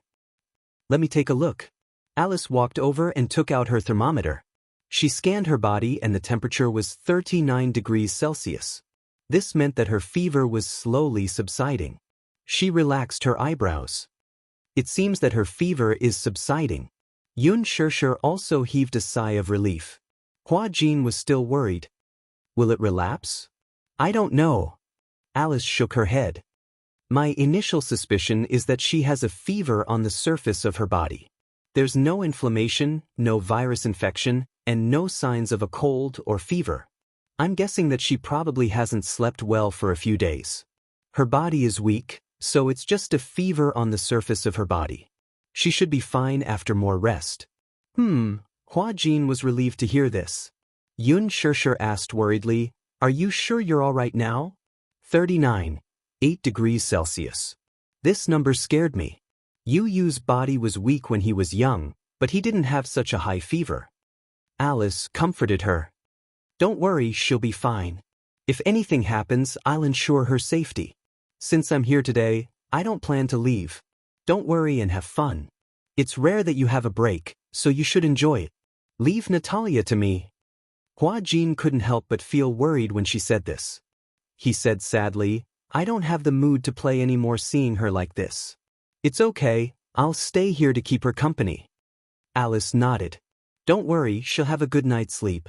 If there are no accidents, her fever should be gone by tomorrow. That's good. With Alice around, Xianxia was relieved. She noticed that Yu Yu's eyes were glued to Natalia, so she walked over to him and squatted down gently. She said seriously, Stay here and take good care of Natalia, okay? Yu Yu looked at her and then at Alice. Suddenly, she said, Since Alice is here, she will take good care of Natalia. I want to accompany Mommy. Xianxia was a little surprised when she heard this. She was not surprised that Yu Yu liked to stick to her since she was young. But, at some point, Yu Yu also started to become independent. Slowly, she no longer relied on her as much as before. She originally thought that Yu Yu wouldn't bear to leave Natalia and would stay to take care of her. She didn't expect him to say that he wanted to stay with her. Xianxia couldn't help but laugh. Mommy isn't sick. Why do you suddenly want to accompany Mommy? Mommy doesn't need Yu Yu to accompany her if she's not sick. Yu Yu suddenly stuck to her and held her hand. He snuggled into her embrace and said coquettishly, I just want to accompany Mommy. It was rare for Yu Yu to act coquettishly. Whenever he acted coquettishly, it was as if he had returned to the time when Yu Yu was 6 years old. He wanted to stick to her all the time, like a little tail that couldn't be shaken off. Xianxia's heart instantly softened, and her heart collapsed. She gently lifted Yu Yu up. He was already more than 10 years old. When she lifted him up, he instantly rested his head gently on her shoulder, just like when he was young. Xianxia didn't know why, but she could sense a sense of helplessness from him. She was so sensitive. Hence, she felt that Yu Yu was in low spirits today. Chapter 4207. It's nothing, Yu Yu's voice was muffled. It was not loud, but it sounded weak. I want to be with Mommy. Xianxia's eyelids suddenly twitched. She frowned slightly. She could vaguely sense that Yu Yu might have overheard her conversation with Alice. But even though she had lowered her voice, Yu Yu might have heard it and kept it in his heart. Would he think that she was worried about Gong Fan and no longer regarded him as the most important person? Xianxia did not know how to comfort him. She hugged Yu Yu tightly and smiled at Hua Jin and Alice. Then, she carried Yu Yu and turned to leave. There was a long silence on the way back. It was only when they were about to enter the villa that Yu asked softly, Mommy, are you worried that Gong Fan will never come back? Xianxia was stunned when she heard this. It was only after a long time that she found her voice. I'm a little worried. After all, he hasn't appeared for a long time. It's really strange. Mommy, if he disappears forever, please don't blame me, okay? Yu Yu was a little helpless and said honestly, I'm worried too. I'm afraid that he will suddenly disappear. I'm actually prepared to live with him, but I don't know why, but it's as if he suddenly disappeared and I can't find him. Xianxia did not know whether to laugh or cry when she heard this. Why would he think that? Why would you think that? Why would Mommy blame you for this? Xianxia knew that Yu Yu had found out about her worries and helplessness. He felt guilty, helpless, and uneasy because of this. She felt helpless. She had not controlled her emotions well and made you so uneasy. Don't worry, Mommy didn't think too much. Don't be sad. Besides, isn't it a good thing that Gong Fan has disappeared? Does that at least mean that you've recovered? Yu nodded gently. Yun Shishir carried him back to the room and comforted him. Don't let your imagination run wild, okay? All right. However, Yu was unwilling to return to the room. Instead, he said to Yun Shishir, Mommy, I want to go out to sea. Go to sea. Let's go out to sea with Daddy and Xiaoyichen, okay? What about your sister? Younger sister, she's seasick. Moreover, the wind at sea is too strong, and the sun is too strong. Younger sister's skin is so tender. It's not worth it if it peels. Yes. Yun Shishir asked Muyaja to charter a boat, and the family of 4 went out to sea. The journey out to sea took a full day. Lunch was also held at sea. Lunch consisted of freshly caught fish that had not undergone too much processing. Everything retained its original taste and was delicious. When little Ichen and Yu went out to sea, they sat back to back and fished by the side of the boat. Yun Shishir, on the other hand, hugged fresh coconuts and basked in the sun as she fell into a daze. When they returned in the evening, Yun Shishir went to check on Natalia. Fortunately, just as Alice had said, her temperature had dropped quickly. Although it had not returned to normal, it meant that she was getting better. Chapter 4208. After the holiday in Saipan ended, Alice went back to Hurricane to complete the procedures. For a long time, she had to travel back and forth between Hurricane and the country to monitor Natalia's condition. Alice settled down in the villa that Gong Jie had bought for Hua Jin and Natalia. However, after a few days of monitoring, Alice discovered something that could not be underestimated.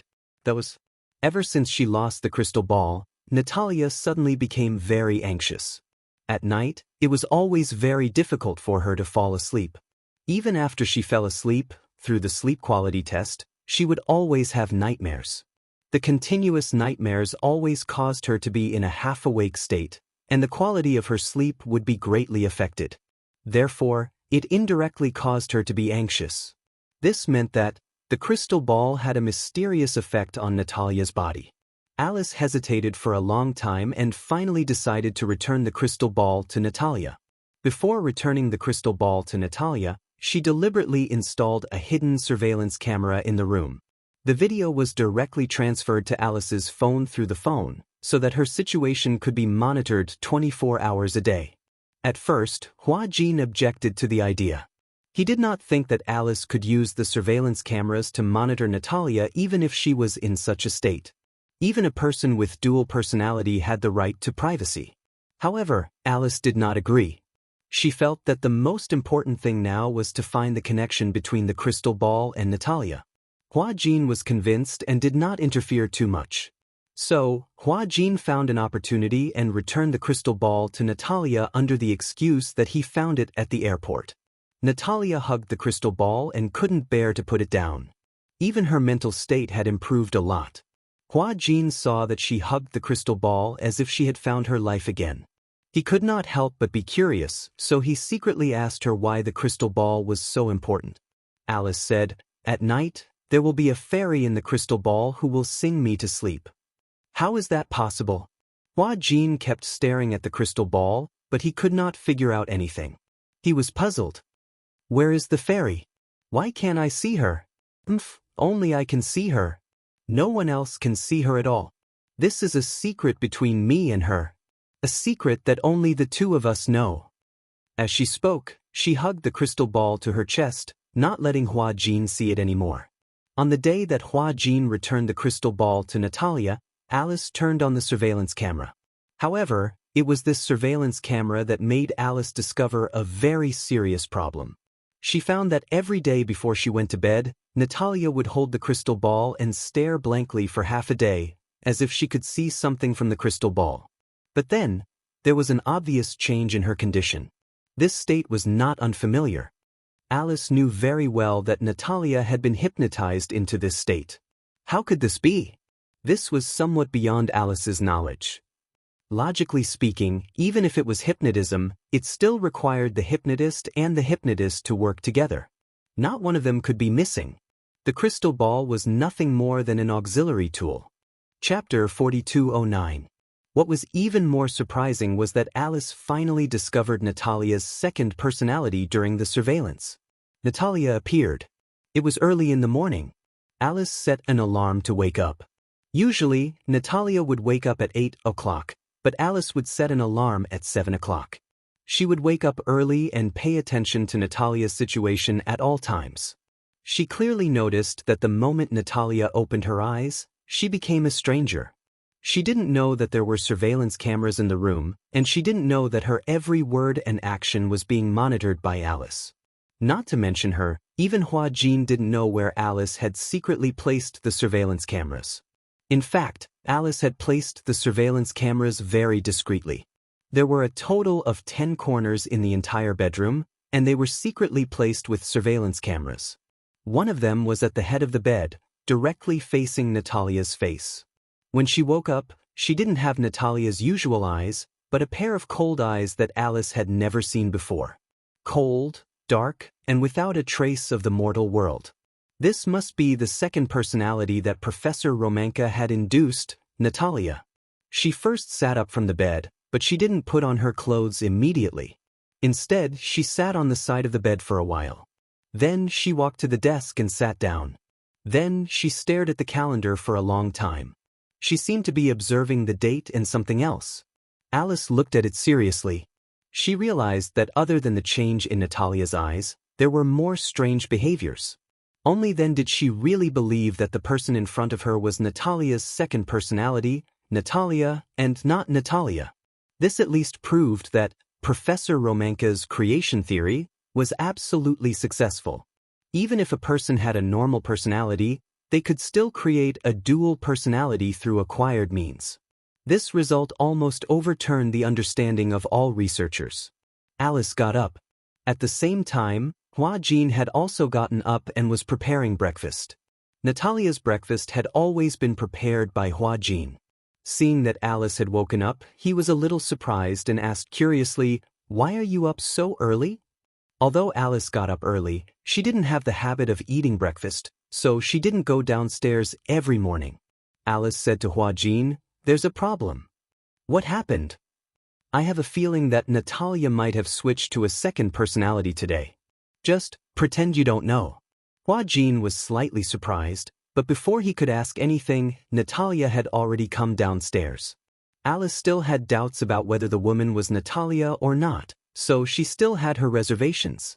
She assumed that the woman was Natalia for the time being, but she was still suspicious.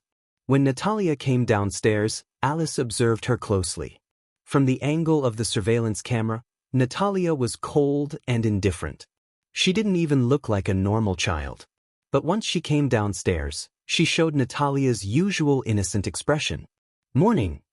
She walked to the dining table and sat down obediently with an innocent expression on her face. "Are you still having ham and bread today?" Chapter 4210. I don't want to drink milk anymore. I'm tired of drinking milk every day. She said so. Alice instructed Hua Jin to prepare yogurt without batting an eyelid. She asked, "Is yogurt okay?" "Yeah, that's fine too." Natalia nodded. From her expression, it seemed that she was no different from her usual self. However, Alice felt a chill run down her spine. The Natalia in front of her didn't seem to be any different from her usual self.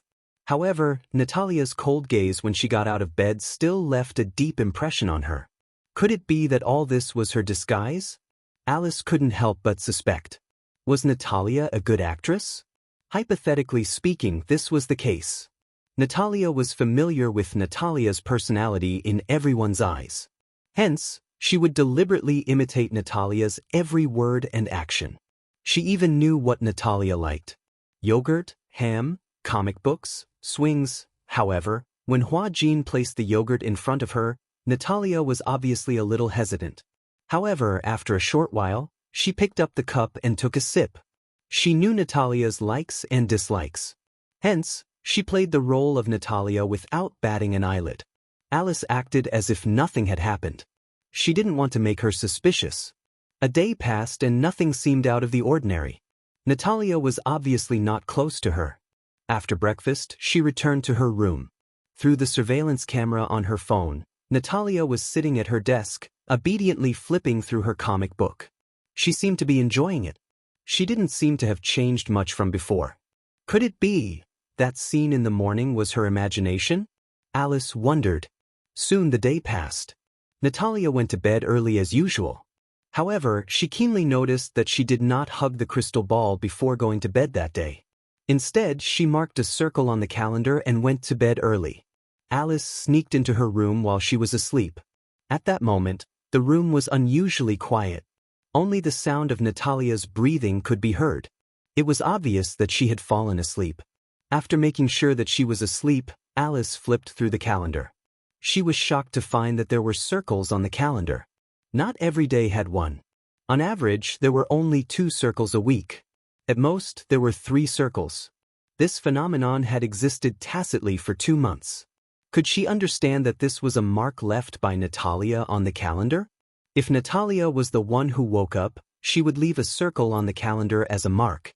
If that was the case, Natalia would appear about 9 times a month. These 9 times, however, Hua Jin did not notice it at all. Did this mean that Natasha's research was so godlike that even the people around her did not notice this detail? Alice couldn't help but feel terrified. So why did Natalia copy Natalia's every word and action? What was her purpose in doing this? Was to disguise herself? Could it be that this was a way to protect himself? Then, if the hypnosis was real, what was Natalia's purpose for hypnotizing Hua Jin and Gong Fan? More importantly, a child, even if it was a created second personality, what methods did she have to know hypnosis? Chapter 42:11. Before this, Alice had the habit of communicating with Hua Jin every day. Usually, it was over the phone to find out about Natalia's situation and changes. However, Hua Jin said that there was nothing out of the ordinary. That meant that there was a big problem. There were too many things that needed to be uncovered. Alice suddenly realized that Natalia might be hiding many secrets that no one knew about. The next day, when Natalia woke up, Alice discovered through the surveillance that it was the other personality, Natalia, who had woken up, and not Natalia. As soon as she walked downstairs, she skipped over to Hua Jin and asked with a smile, "Can I go and play with you today?" You? Hua Jin was stunned. Now that Alice was not by his side, he did not know how to reply. He had no way of monitoring Natalia. Usually, the phone that was connected to the surveillance camera was kept by Alice. Hence, he had no way of knowing which personality the girl in front of him was. "Can't I?" Natalia said with some regret. "Can I go and play with him? I'm so bored here alone." Hua Jin smiled and said, "I can play with you. But, you're not fun." Natalia sat at the dining table and held her head dejectedly. She pouted and said, "Also, with this auntie around, I feel very uncomfortable." Hua Jin knew that she was not close to Alice. It was not strange that she did not like Alice. Hence, he coaxed her, "I'll take you to play with brother Yu tomorrow, okay?" "Don't." Natalia started to whine. "I just want to play with him today, okay? Is something wrong with him?" "That's not it." After hesitating for a long time, Hua Jin finally nodded gently. "Then, I'll take you there after breakfast." "Okay." Natalia clapped her little hands happily, looking very happy. "Then you must eat your breakfast obediently before I take you there." "All right." Natalia had just finished her breakfast when Alice came downstairs. For some reason, the smile on Natalia's face faded when she saw her. Coincidentally, she had also finished her breakfast. She immediately said to Hua Jin, "I'm full. I'm going upstairs to change." With that, she headed upstairs. Alice looked back at her and asked curiously, "Change clothes? Where is she going?" Hua Jin said, "She wants to play with Yu." Upon hearing this, Alice's face sank slightly. She quickly walked to his side and lowered her voice as she asked, "You agree?" Hua Jin sensed that something was wrong with her expression and immediately became nervous. "What's wrong? Can't I?" "It's not that I can't.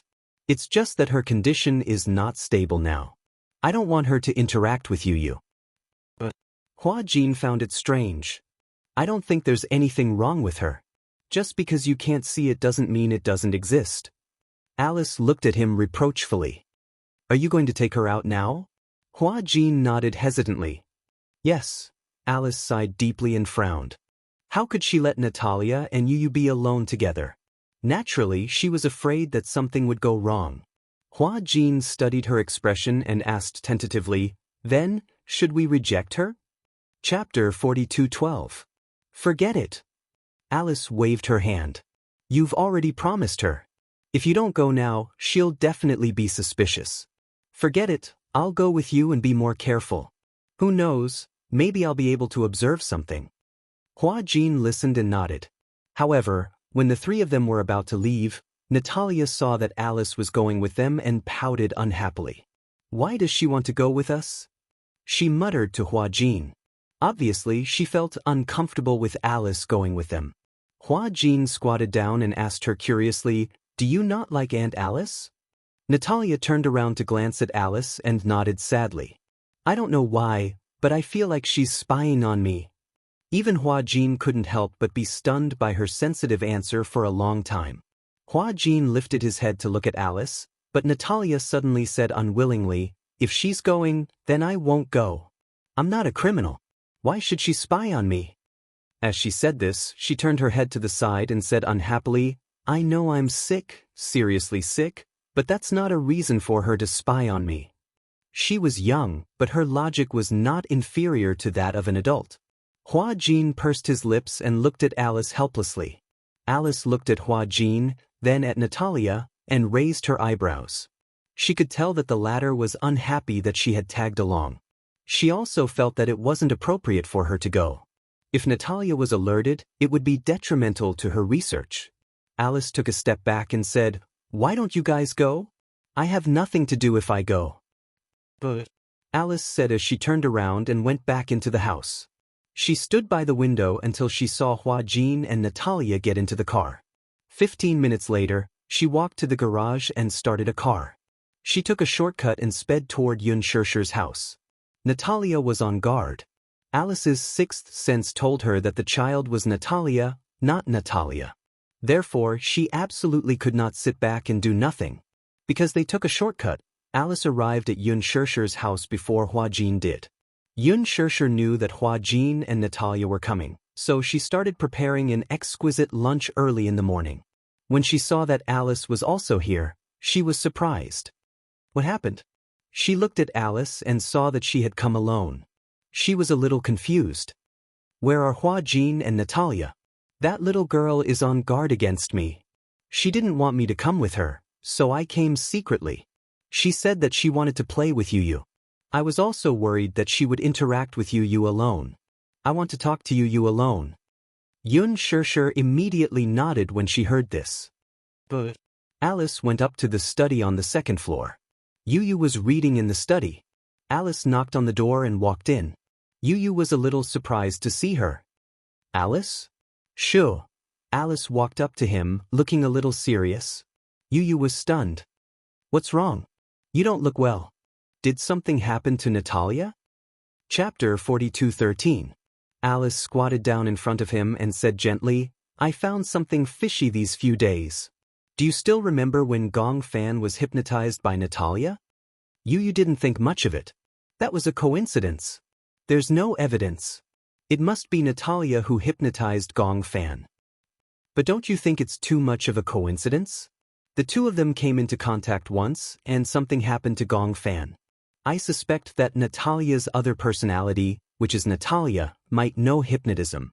How could she know hypnotism?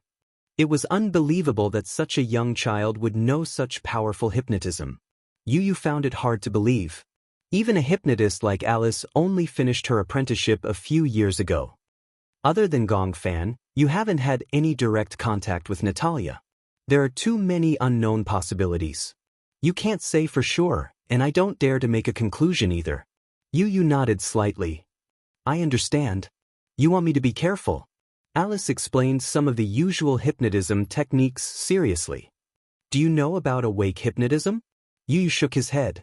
He didn't understand the field of hypnotism. Do you remember that I hypnotized you before? Yes, I remember that. Yes, that's trance-hypnotism. Trance-hypnotism? You didn't understand. What's the difference between the two? There's a big difference. When a person was awake, asleep, dreaming, and feeling happy, the brain would operate at different frequencies and release different chemicals. The different frequencies of the brain could cause different physical sensations, such as fatigue and relaxation. Hypnotism interfered with these frequencies. In other words, it interfered with the brain waves. Trance-hypnotism was when a person was tired, asleep, or in a trance. The hypnotist interfered with the brain waves to achieve the goal of hypnotism. However, awake hypnotism was the highest level in the field of hypnotism. Awake hypnotism wasn't something that any hypnotist could do. Awake hypnotism required a hypnotist's talent. In other words, it had nothing to do with age. There were many classic examples of lucid hypnosis in the real world. For example, when people saw red, they would immediately think of the national flag and blood donation. When they saw yellow, they would think of sunflowers. Then, when red and yellow were together, they would think of McDonald's. This was the sober hypnosis used in commercials. As for the general public, there was no lack of a minority who accepted such clear-headed hypnosis suggestions. Alice suspected that Natalia had used sober hypnosis on Gong Fan. However, she wasn't present at the time, so she didn't know what had happened.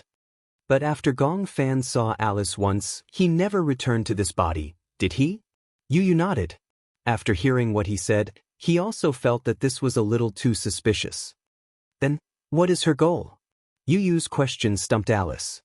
Even she could not be sure why Natalia would do that, and why she would use lucid hypnosis. She had thought of many possibilities, but none of them could be valid. However, her sixth sense told her that there must be something that she had missed. However, I don't understand. What's the benefit of Natalia hypnotizing Gong Fan? Chapter 42:14. I don't know. But I think there is something suspicious. Yu blurted this out of the blue. When Alice heard this, she was surprised. Go ahead. Professor Romanka worked so hard to cultivate Natalia and used her as an experimental specimen. Why did he let us take Natalia away so easily? Don't you think it's suspicious? Alice was stunned. Yu looked at her and said, I think the real suspect is Professor Romanka. Do you think it's possible for someone else to control her personality? I can't tell you now. Maybe it sounds like a fantasy story, but I do think it's suspicious. Maybe I'm just imagining things. Alice was at her wit's end. But now was not the time to talk about this. Alice looked dispirited. I don't know what went wrong. Anyway, you have to be careful when you interact with Natalia. For example, if you feel tired, don't look into her eyes, her expressions, and her movements. Is it so scary? Yu was puzzled. Even if I'm not asleep, I can still be hypnotized by her? If you feel tired, that's when your brain waves are at their weakest. It's also the time when you are most susceptible to interference. Yu nodded seriously. Okay, I understand. Downstairs, the sound of a car engine could be heard. Alice sensed that someone had arrived. She said to Yu, I'm going to the room upstairs. If anything happens, let me know, okay? I'll be upstairs. I'll try my best not to make any mistakes. If Natalia finds out that you're upstairs, she'll be suspicious. Then all our efforts will be in vain. Alice was stunned. She did not expect Yu to be so wise. Okay, I got it. Alice went upstairs. Yu went downstairs. At this time, Hua Jin was holding Natalia's hand as they walked in. When Natalia saw Yu, she showed an unprecedented enthusiasm. Yu. She skipped over and held his hand, revealing a cute smile. I'm so bored at home alone, so I wanted to come and play with you. What do you want to play? I saw the game you played with Xianxia on TV. I want to play it too. Oh, is it a PS4? Yeah, it's a boxing game. Xianxia bought a PS4 and an Xbox 360 at home. When he had nothing to do, he liked to pester Yu to play games. However, now that he was addicted to PlayerUnknown's Battlegrounds, he was not that enthusiastic about these games. Usually, Only Yu Yu and Muyaja would play them occasionally. There was a layer of dust on the console. This was a console game, so it had to be connected to the TV to play. The graphics were very clear, and it was similar to many games in the arcade. There were fighting games, which were good for intelligence. The last time Natalia saw Yu Yu and Xiao Yichen playing Tekken 7, she was very interested in it. Hence, she said that she wanted to play with Yu Yu. However, she had to go home later, so she did not play. Chapter 42:15. The two little guys surrounded the TV and played with relish. Yun Shirshir brought the desserts over, but she realized that Yu Yu was obviously not in the mood. He was looking at the television, but it was as if he wasn't looking at the screen. He was holding a controller in his hand and randomly pressing buttons. Even so, he was randomly pressing buttons in the air. Natalia's face was red from playing with all her might, but she was still no match for Yu. "Oh, why do I keep losing to you?" Natalia was huffing and puffing her cheeks. It was obvious that she was playing with fire. Yu finally came back to his senses and said apologetically, "Oh, I'm sorry. I was thinking about something just now and wasn't playing seriously." Natalia's face was full of question marks. Yu said straightforwardly, "Maybe if I play seriously, I won't be able to beat you." He thought that he was trying to coax her. However, in Natalia's eyes, it was a provocation. She pouted and said, "What do you mean by that? If you're not playing seriously, then wouldn't I be killed by your finger if you play seriously?" "That's not necessarily the case." Yu said seriously, "In this game, Xiao Yichen is still better. I've never been his match." Why won't you go easy on me?" Natalia was obviously unhappy that she had lost. She threw the controller aside and hugged her knees, looking aggrieved. Yu pursed his lips. It was obvious that he was still thinking about something. Natalia suddenly stood up and ran upstairs. She was obviously a little angry. Hua Jin saw this. If it was in the past, he would have laughed. She must be angry, so he planned to coax her. She was obviously waiting for Yu to coax her. However, Yu was unmoved. He knew what Natalia's motive was. He could even imagine that she was waiting for him to coax her. Alice had previously warned him not to be alone with Natalia. He shouldn't create this opportunity, and he shouldn't let it happen. Yu suspected that Natalia wanted to play the game with him so that she would lose on purpose and run to the room to wait for him to find her. This way, the two of them would have a chance to be alone. He believed Alice's warning. Hence, when Natalia ran upstairs, he didn't do anything. He switched to the game disc and started playing casually. Time passed by slowly. Upstairs, Natalia couldn't take it anymore. She initially thought that Yu would not bear to see her go upstairs in a fit of pique, so he would follow her upstairs and coax her. However, after waiting for so long, she still didn't see anyone. She felt strange. Alice's guess was right. The Natalia in front of him wasn't Natalia at all. She was Natalia who had taken over her body. She had tried so hard to be alone with Yu. Alice had already seen through her and told Yu in advance. Yu naturally believed her. He didn't believe that Alice would harm him. However, he had already felt that there was something wrong with Natalia. Natalia couldn't sit still anymore. She carefully pushed open the door to the room and felt her way to the staircase. From her angle, she saw Yu sitting on the sofa in the living room. He was holding the controller and looking at the game calmly. She widened her eyes in surprise. He seemed to be unmoved by her anger. In fact, he looked cold. What was going on? Chapter 42:16. Natalia could tell that Yu had special feelings for Natalia. It was not the kind of pure friendship between children. It was not exactly love either, but she could not pinpoint exactly what kind of feelings it was. She only knew that Natalia had a special place in the boy's heart. She took advantage of this. Natalia secretly bit her finger. She was close to the time limit that Professor Romanka had set for her. She had to complete this task as soon as possible. Otherwise, she did not know how to explain it to Professor Romanka. Yun Shirshir walked from the kitchen to the living room. Out of the corner of her eye, she caught a glimpse of Natalia hiding in the corner of the stairs. She pretended not to see her and walked to Yu's side. She handed him a glass of fresh apple juice. "Your favorite apple juice. You love to eat apples." In addition, Alice had given Xianxia a nutritional formula that required Yu to eat 3 apples a day to replenish his nutrients. Strengthening his physique was Yu's top priority now. However, just thinking about eating 3 big apples made his cheeks hurt. In the beginning, Yu could not insist on this at all. It was already hard enough to chew on 1 apple, let alone 3. He couldn't do it at all. Thus, Xianxia thought of squeezing 3 apples into juice. It was sweet and sour, and Yu liked it too. This way, it would be the best of both worlds. When Xianxia handed him the apple juice, she lowered her voice and said, "She is at the stairs, secretly watching you." Yu heard this and took the apple juice without batting an eyelid. He also secretly looked in the direction of the stairs. Natalia did not notice that Yu was secretly sizing her up. Yu suddenly hooked his finger at Xianxia. "She is Natalia." "How did you know?" "Alice told me." Yu continued, "Alice did not allow me to be alone with Natalia. She was worried that Natalia knew how to hypnotize people." Hypnotize people? Xianxia heard this and her heart trembled. She recalled that time when Yu was hypnotized and his personality was sealed. She even thought that Yu's personality would never come back. Therefore, she was very nervous and could not help being careful. "Don't be nervous." Yu said, "I will protect myself. Just pretend that you did not hear anything." "Okay." Yu and Xianxia acted. And her.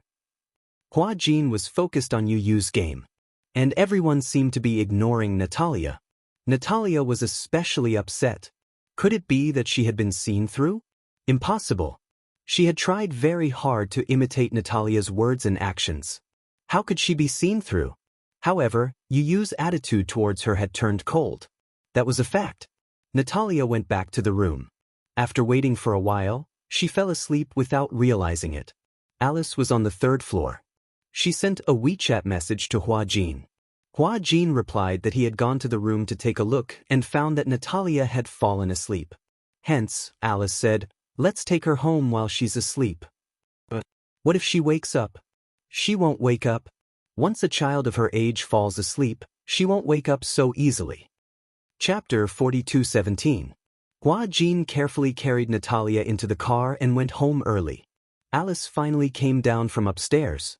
When Yu saw her, he immediately stood up and said without hiding anything, "I've noticed it too. Natalia's second personality is called Natalia, right?"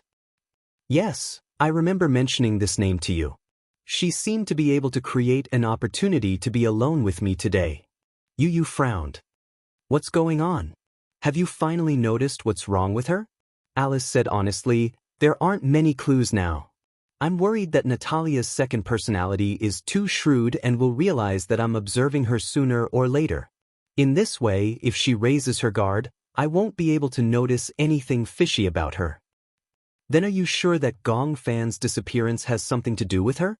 When Alice heard this, she took a deep breath and said in a low voice, "I'm sorry, I'm not sure. I'm just suspecting.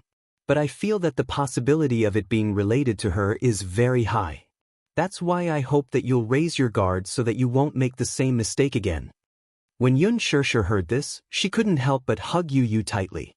Yu looked up and saw Xianxia's forbearing gaze. He turned around and said to Alice, "How do you know about Gong Fan's current situation?" Alice was stunned. "What do you mean? You also know that Gong Fan has disappeared for too long. Did he really disappear, or did something happen because of Natalia? Is she in danger? I want to ask you to help me find him." When Alice heard this, she was surprised.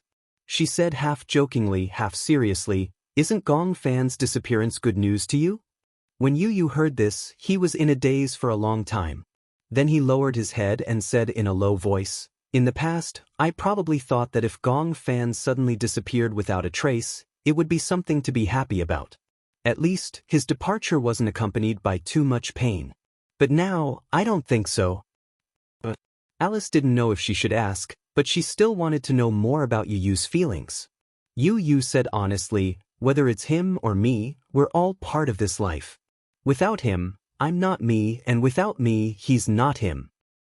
Was the name, the miracle that was formed. I couldn't lose him. Mommy couldn't lose him either.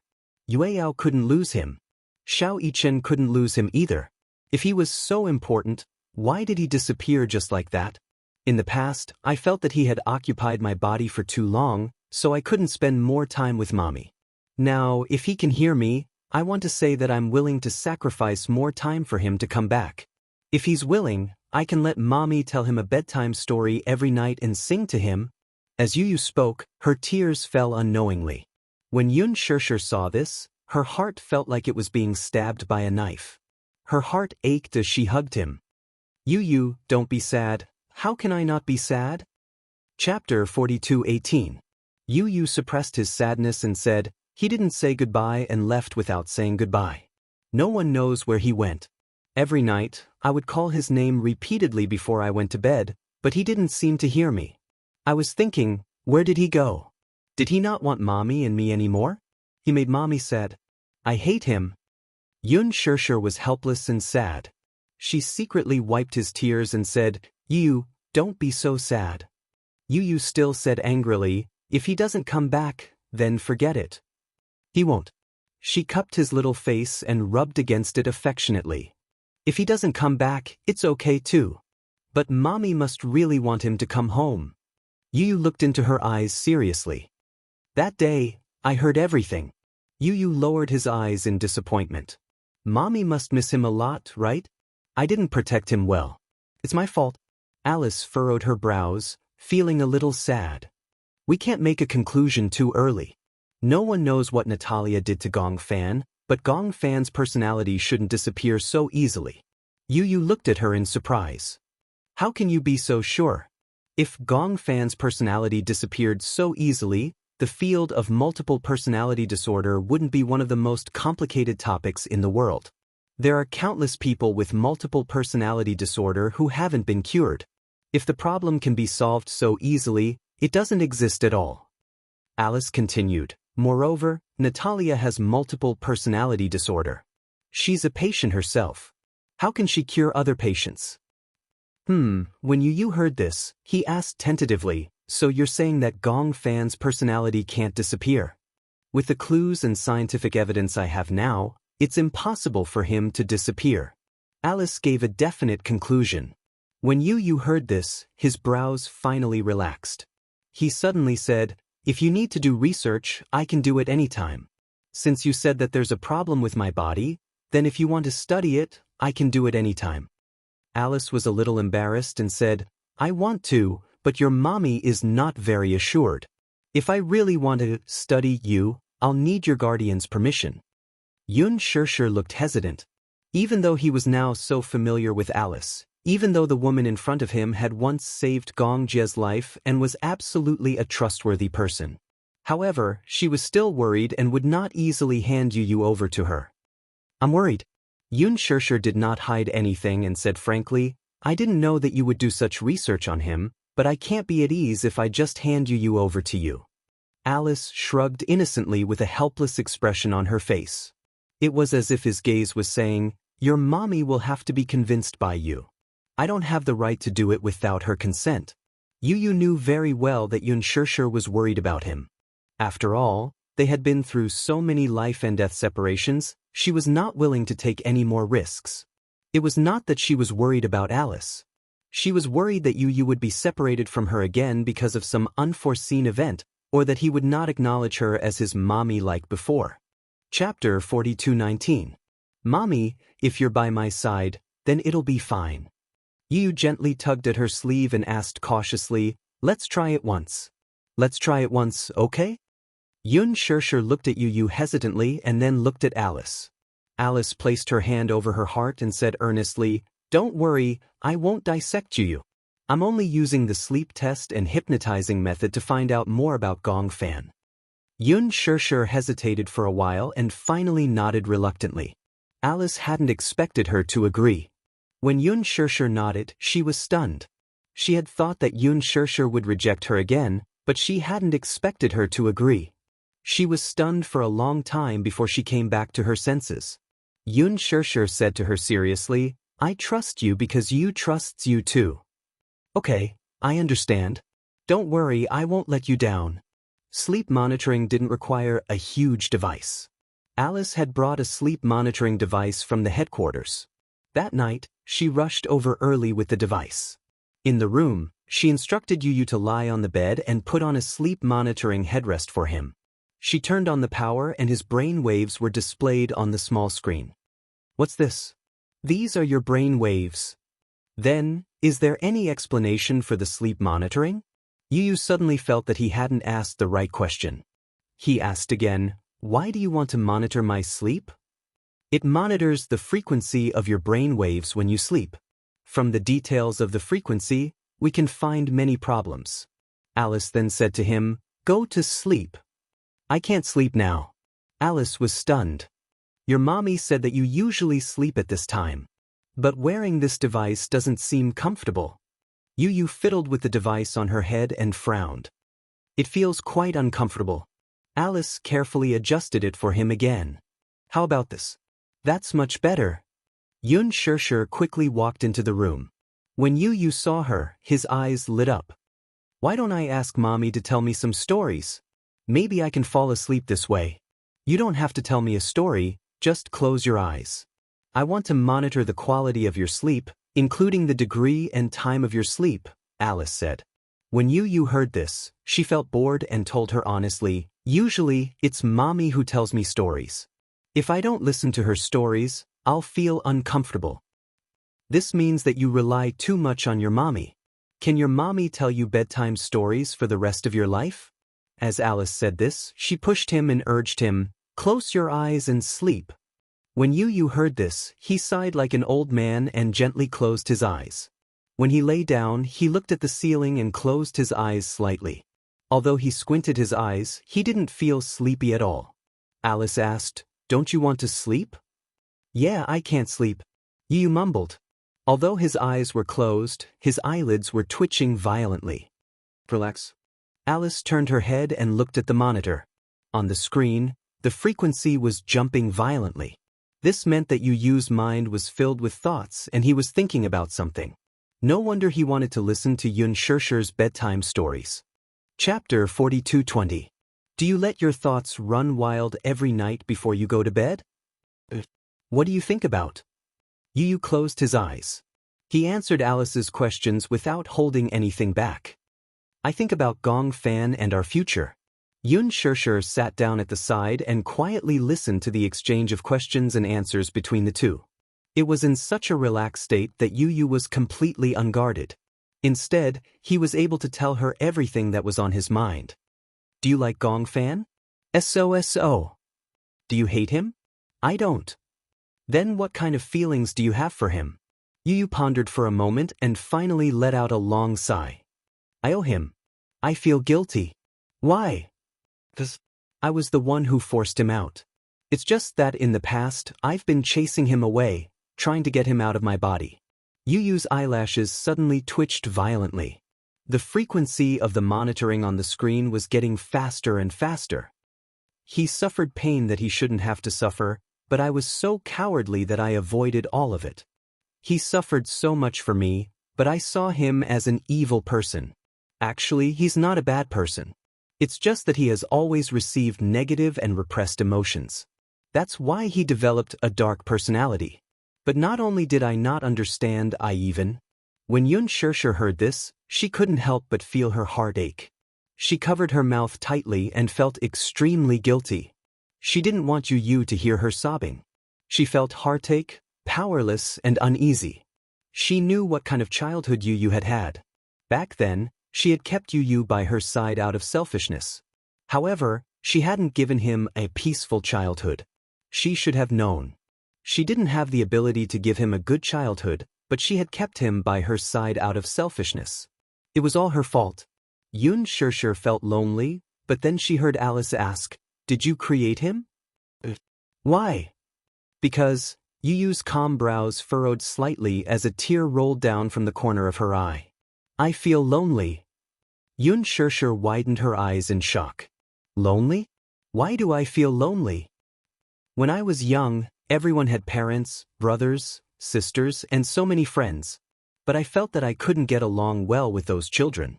Why? Why can't we get along well? Because I keep feeling that their world is different from mine. Their parents would send them to school, and after school, someone would send them home. When they got home, they would have a warm dinner, but I didn't. I also want to have a father and a brother. I fantasize about having such a family, but I know that mommy is also very lonely. I shouldn't force so much. So, I always imagined that I had an older brother, until one day, I felt that he had appeared. Do you remember what day it was? Chapter 42:21. Yu paused and his voice suddenly became gloomy. When I fell asleep at night, I saw him in my dream. He was standing there alone, covered in injuries. Was it Gong Fan? Yes, at that time, he didn't have a name. He didn't seem to see me, but I could see him standing in the dark world with a lonely gaze. Yu continued, he didn't have any friends. Alice looked at him and suddenly asked softly, have you ever thought of being friends with him? Yu frowned and said uneasily, I was afraid that he would snatch her from me. Snatch from what? Mommy. Yu gradually looked exhausted. Apart from mommy, I have nothing. I don't have any friends or family. I only have mommy. What if he snatches mommy away from me? So, at that time, I hoped that he would die. Yu's voice suddenly became cold. I hoped that he would never appear in my world again. Alice furrowed her brows and turned to look at Xianxia, only to see that the latter's face was already streaked with tears. I'm sorry, she prayed in her heart. She didn't expect that his childhood experience would leave Yu with such a dark world in his heart. But, later on, I didn't want him to die. Yu was obviously in a difficult situation. He rubbed his eyes and turned over slightly. Alice immediately adjusted the blanket for him. Why didn't you want him to die? Because mommy seems to like him a lot. Yu said seriously, I also feel very guilty towards him. If it wasn't for him, I wouldn't have been able to bear the pressure of the darkness. I feel that Gong Fan is a real strong person. He stands in the dark and is so calm. He has suffered so much for me. It would be too cruel for me to chase him away. Mommy also loves him and loves him. So, I hope that he will stay. When we were young, he bore so much for me. Now that I'm bearing this for him, it's not worth mentioning. Actually, if you had told your mommy about what had happened to you back then, you wouldn't have had to go through all this. Yu suddenly sighed helplessly. I don't want that. I don't want mommy to know about this. His resolute tone surprised Alice. Because I happened to hear mommy and grandpa mention that she regretted keeping me by her side. Perhaps it was because she saw that I didn't have a good childhood, so she wanted to send me back to daddy's side and let me live a better life. If I let her know that I'm not doing well, she'll definitely send me away. You can't bear to leave your mommy. Even if I die, Yu's lips parted.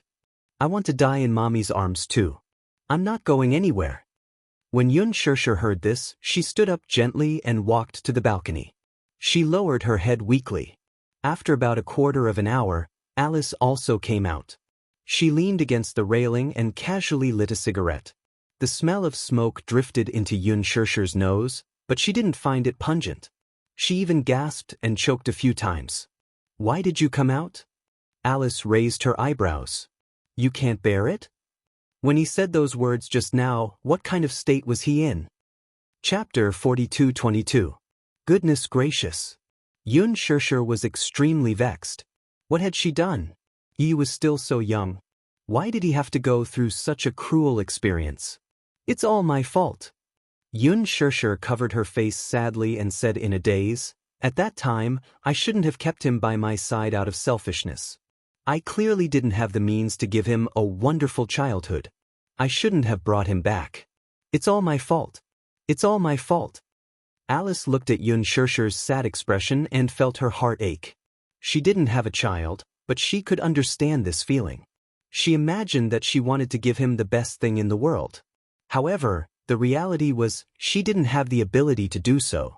Alice smiled helplessly and said plainly, Who said that you didn't give him the best thing in the world? Xianxia looked up with tears in her eyes and looked at her in surprise. Alice smiled. To him, aren't you the best thing in the world? Xianxia was stunned. She opened her mouth in surprise.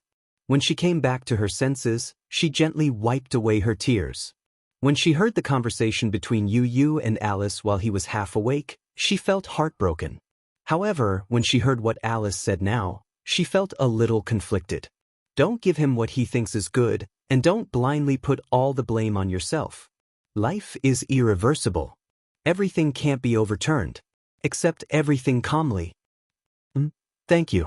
Xianxia said, to think that I was still wary of you. I didn't expect you to be so much more mature than me. If you care too much about someone, you'll naturally be confused. As Alice said this, she flipped through the printed monitoring report and took a drag on her cigarette. Xianxia looked at it. There were all kinds of complicated lines on it. She couldn't understand it and asked curiously, what is this? This is the frequency of his sleep quality. This is before he fell asleep, and this is after he fell asleep. Alice pointed at the paper and said to her, did you notice that after he fell asleep, the frequency of his brain waves became stronger? What does this mean?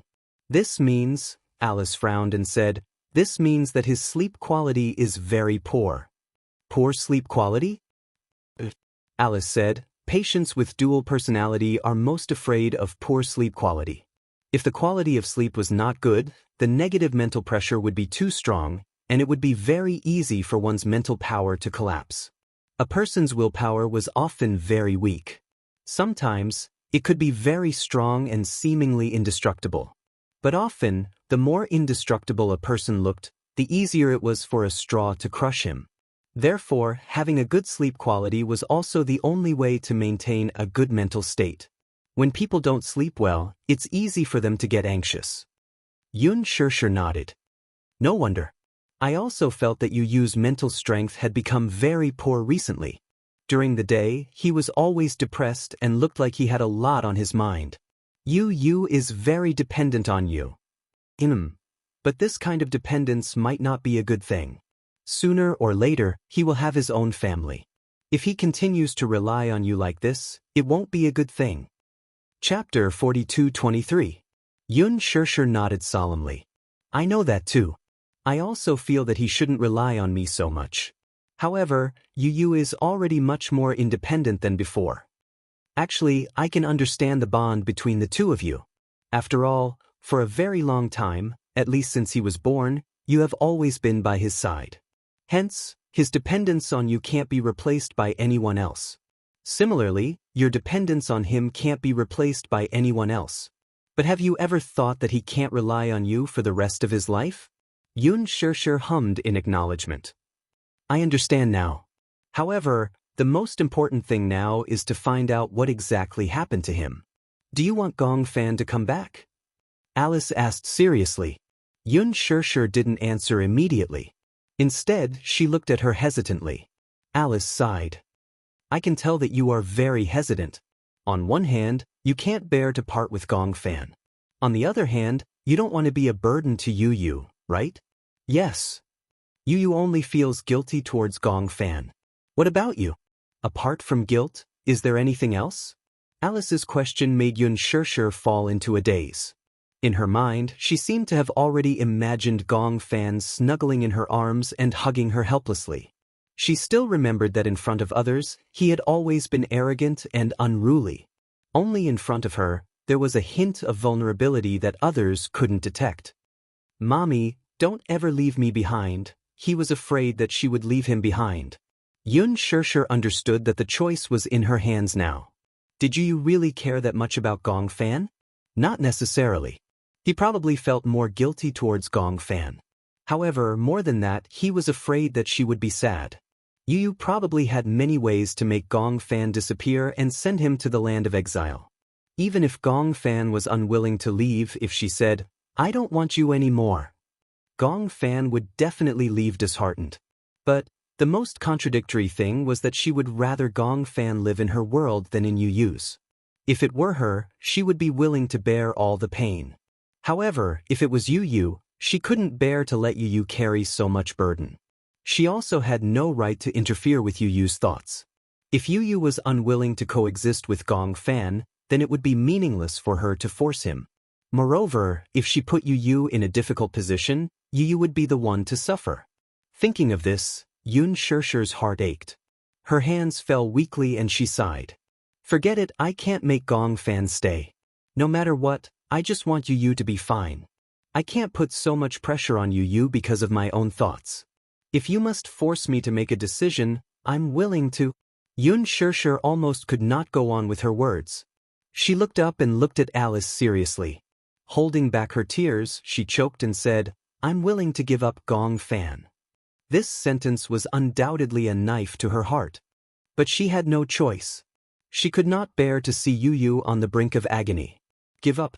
Xianxia persuaded herself. She thought that Yu would definitely understand her decision. Chapter 42-24. Can I perform hypnosis on Yu tomorrow? Hypnosis? She could tell that Xianxia was extremely nervous when she heard the word hypnosis. She looked at her warily. Alice laughed when she saw this.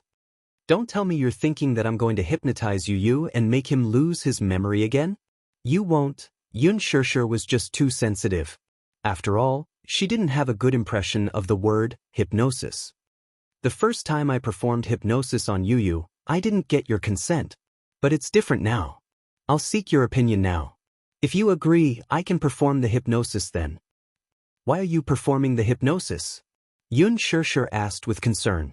She had to understand the nature and purpose of the hypnosis before she could come to a conclusion. Alice said, I want to find Gong Fan. The hypnosis was scheduled for 1:30 p.m. the next day. Alice had chosen this time because it was the time when people would feel sleepy after a full meal.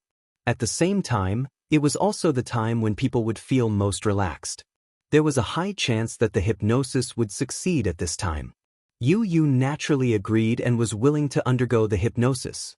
She also wanted to know where Gong Fan was hiding. The hypnosis process may produce some painful images.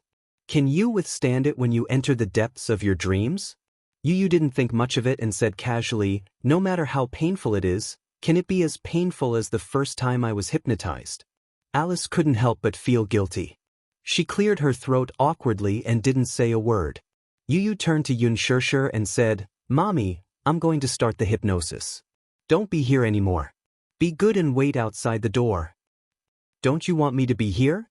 Before Yu could reply, Alice immediately explained. When you perform the hypnosis, it's best not to have a third party present. Otherwise, the hypnotized person will be easily disturbed. But I understand. Xianxia stood up and silently left the room. She respected Alice's opinion. Yu lay down on the recliner.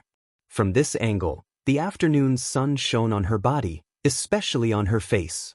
It was warm and moist, and for a moment, she felt sleepy. Alice casually placed a metronome next to her. She sat beside Yu and talked to him softly.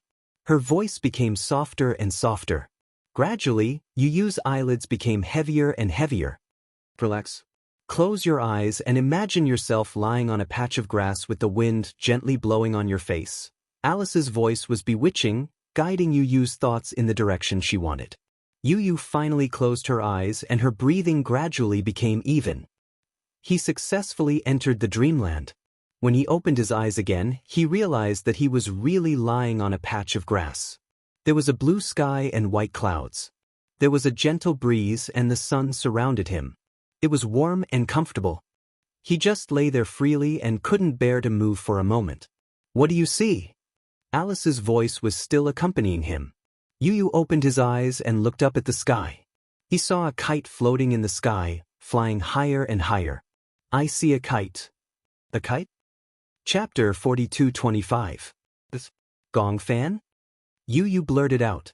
Alice was stunned. Gong Fan? How could it be? In the dream, Yu was already running toward Gong Fan without a care for anything else. He was standing on the top of the mountain and could see far away. From his angle, he could easily see the person who was running and flying a kite at the foot of the mountain. He had the same attire, clothes, and face as him. However, his expression was cold. Even when he was flying the kite, his face did not have the innocence that a child of his age should have. Instead, he was looking at the kite in the sky silently. From time to time, he would step back and tug gently. Gong Fan. Yu did not expect to see him. He immediately ran towards him happily. Gong Fan. He was getting closer. It was as if there was wind under his feet. He quickly came to Gong Fan's side and called out softly. Gong Fan seemed to have heard his voice. He turned around and looked at him coldly, but a sense of disgust appeared in his heart. "Why are you here?" His indifferent gaze was so unfamiliar that it made Yu Yu freeze on the spot. Yu Yu was surprised and distant. Although he did not have any direct contact with Gong Fan due to various reasons, at least they would communicate through the notebook. He could tell that Gong Fan was very friendly to him. However, the child in front of him was different. His eyes were filled with hostility and coldness. "What's wrong with you?" Yu Yu moved closer to him and tentatively reached out to touch him. "Don't touch me." Gong Fan flung his hand away and turned to leave. When Yu Yu saw this, he was stunned for a moment and immediately chased after him.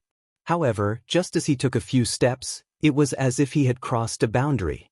The entire world instantly turned dark. "Gong Fan." "Yu Yu?"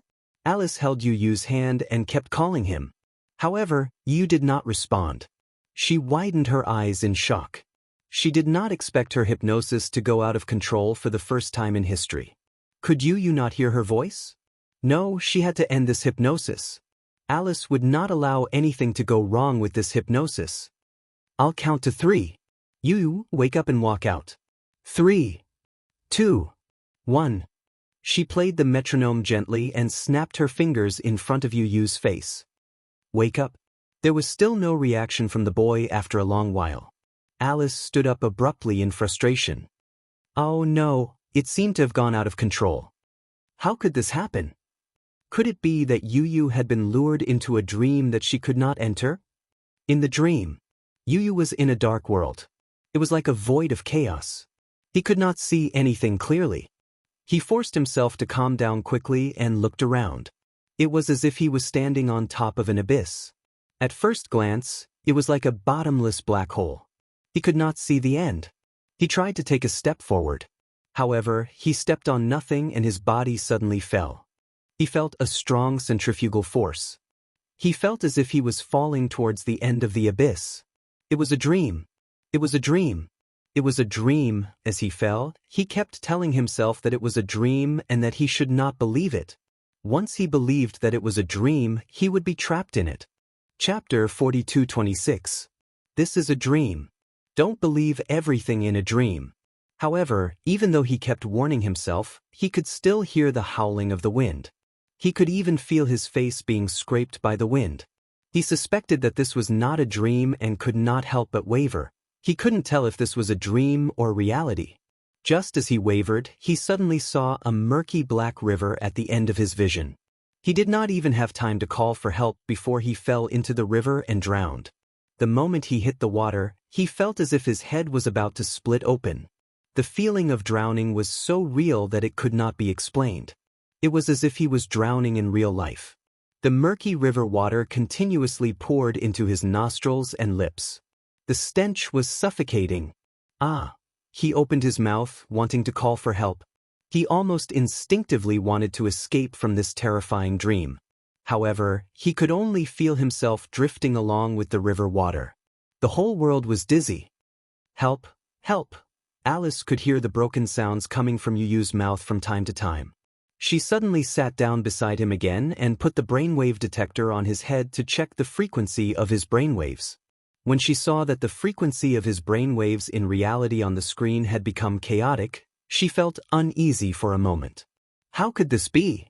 Yu Yu, Alice held his hand tightly, trying to let him feel her strength. Wake up, wake up. What you see is a dream. It's a dream that doesn't exist. Gong Fan. Yu Yu suddenly cried out in surprise. His voice was hoarse, but a name came out clearly. In the dream, he drifted along with the river water to a deserted place. The river water gradually became shallow. He crawled to the shore pathetically.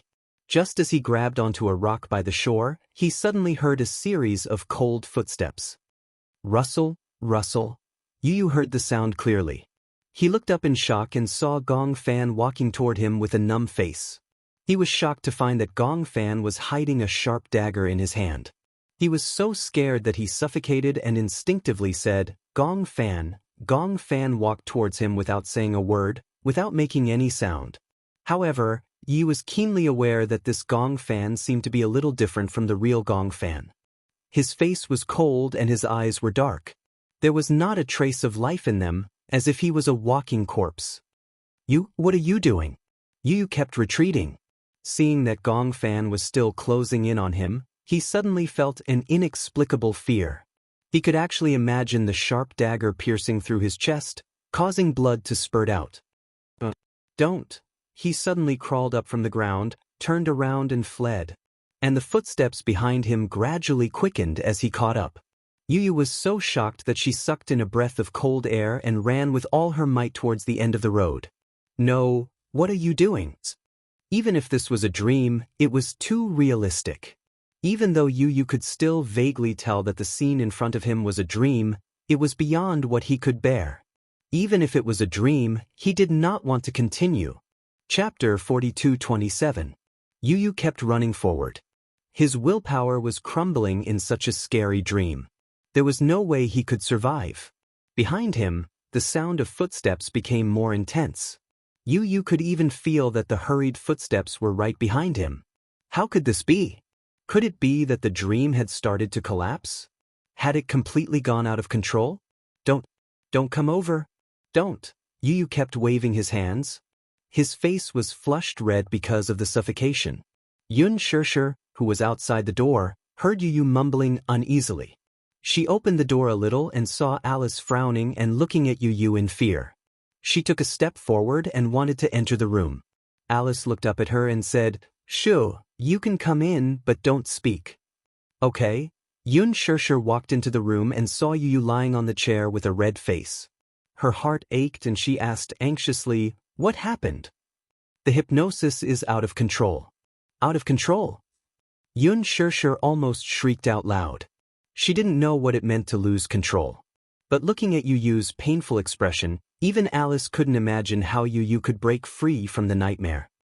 "The dream is out of control," Alice said with a serious expression. "This means that I can't control his dream anymore."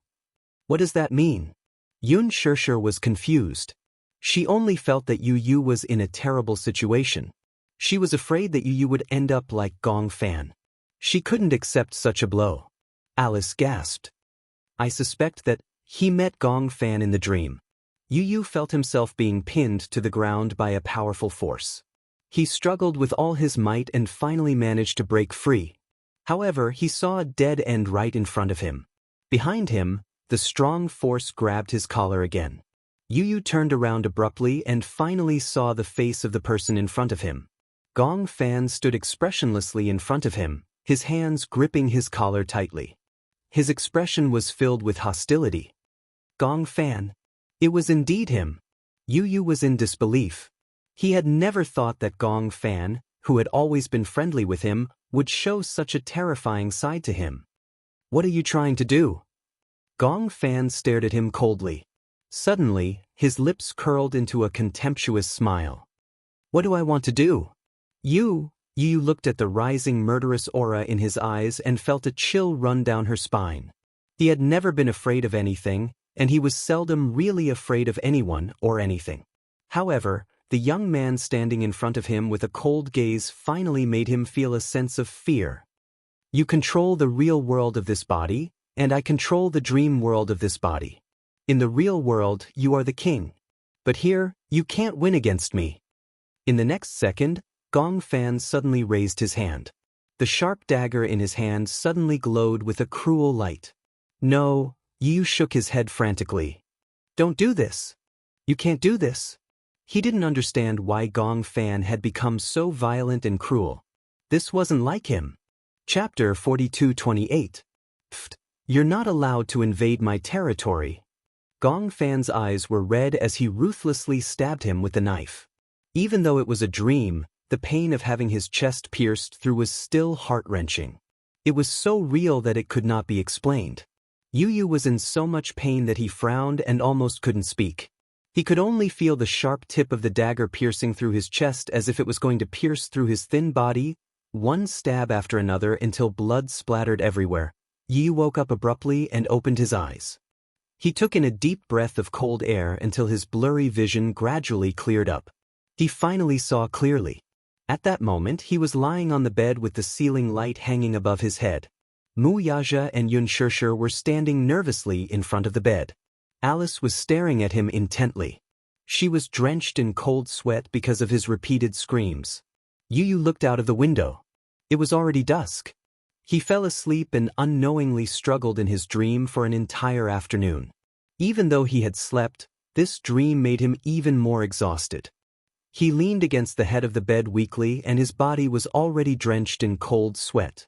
Xianxia sat by the bed and looked at his pale face. Her heart ached and she felt uneasy. Yi was extremely tired. That dream was so real that he was still in a daze when he woke up. He recalled Gong Fan's ruthless and cold face in the dream and couldn't help but tremble. Xianxia glanced at Alice. Seeing that Alice had acquiesced, she immediately walked up to Yu and hugged him tightly. "Yu, did you have a nightmare? Don't be afraid. Mommy is here. Mommy is with you." Yu hugged Xianxia weakly. He finally broke down and tears rolled down his face. Xianxia rarely saw him cry. When she saw his tears, she was even more helpless. "What happened?" "Mommy." Gong Fan. Gong Fan. Yu pursed her lips and said with difficulty, "He wants to kill me." Xianxia let out a short, "Ah," and her eyes widened in shock.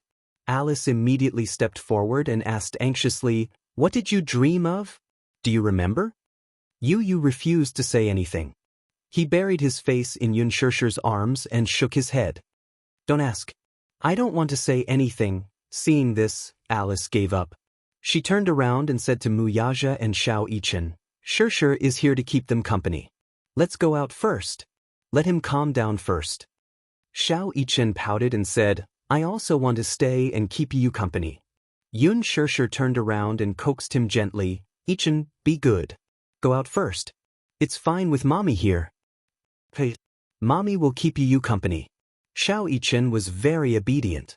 With Xianxia's words, he obediently left the room with Wuxia.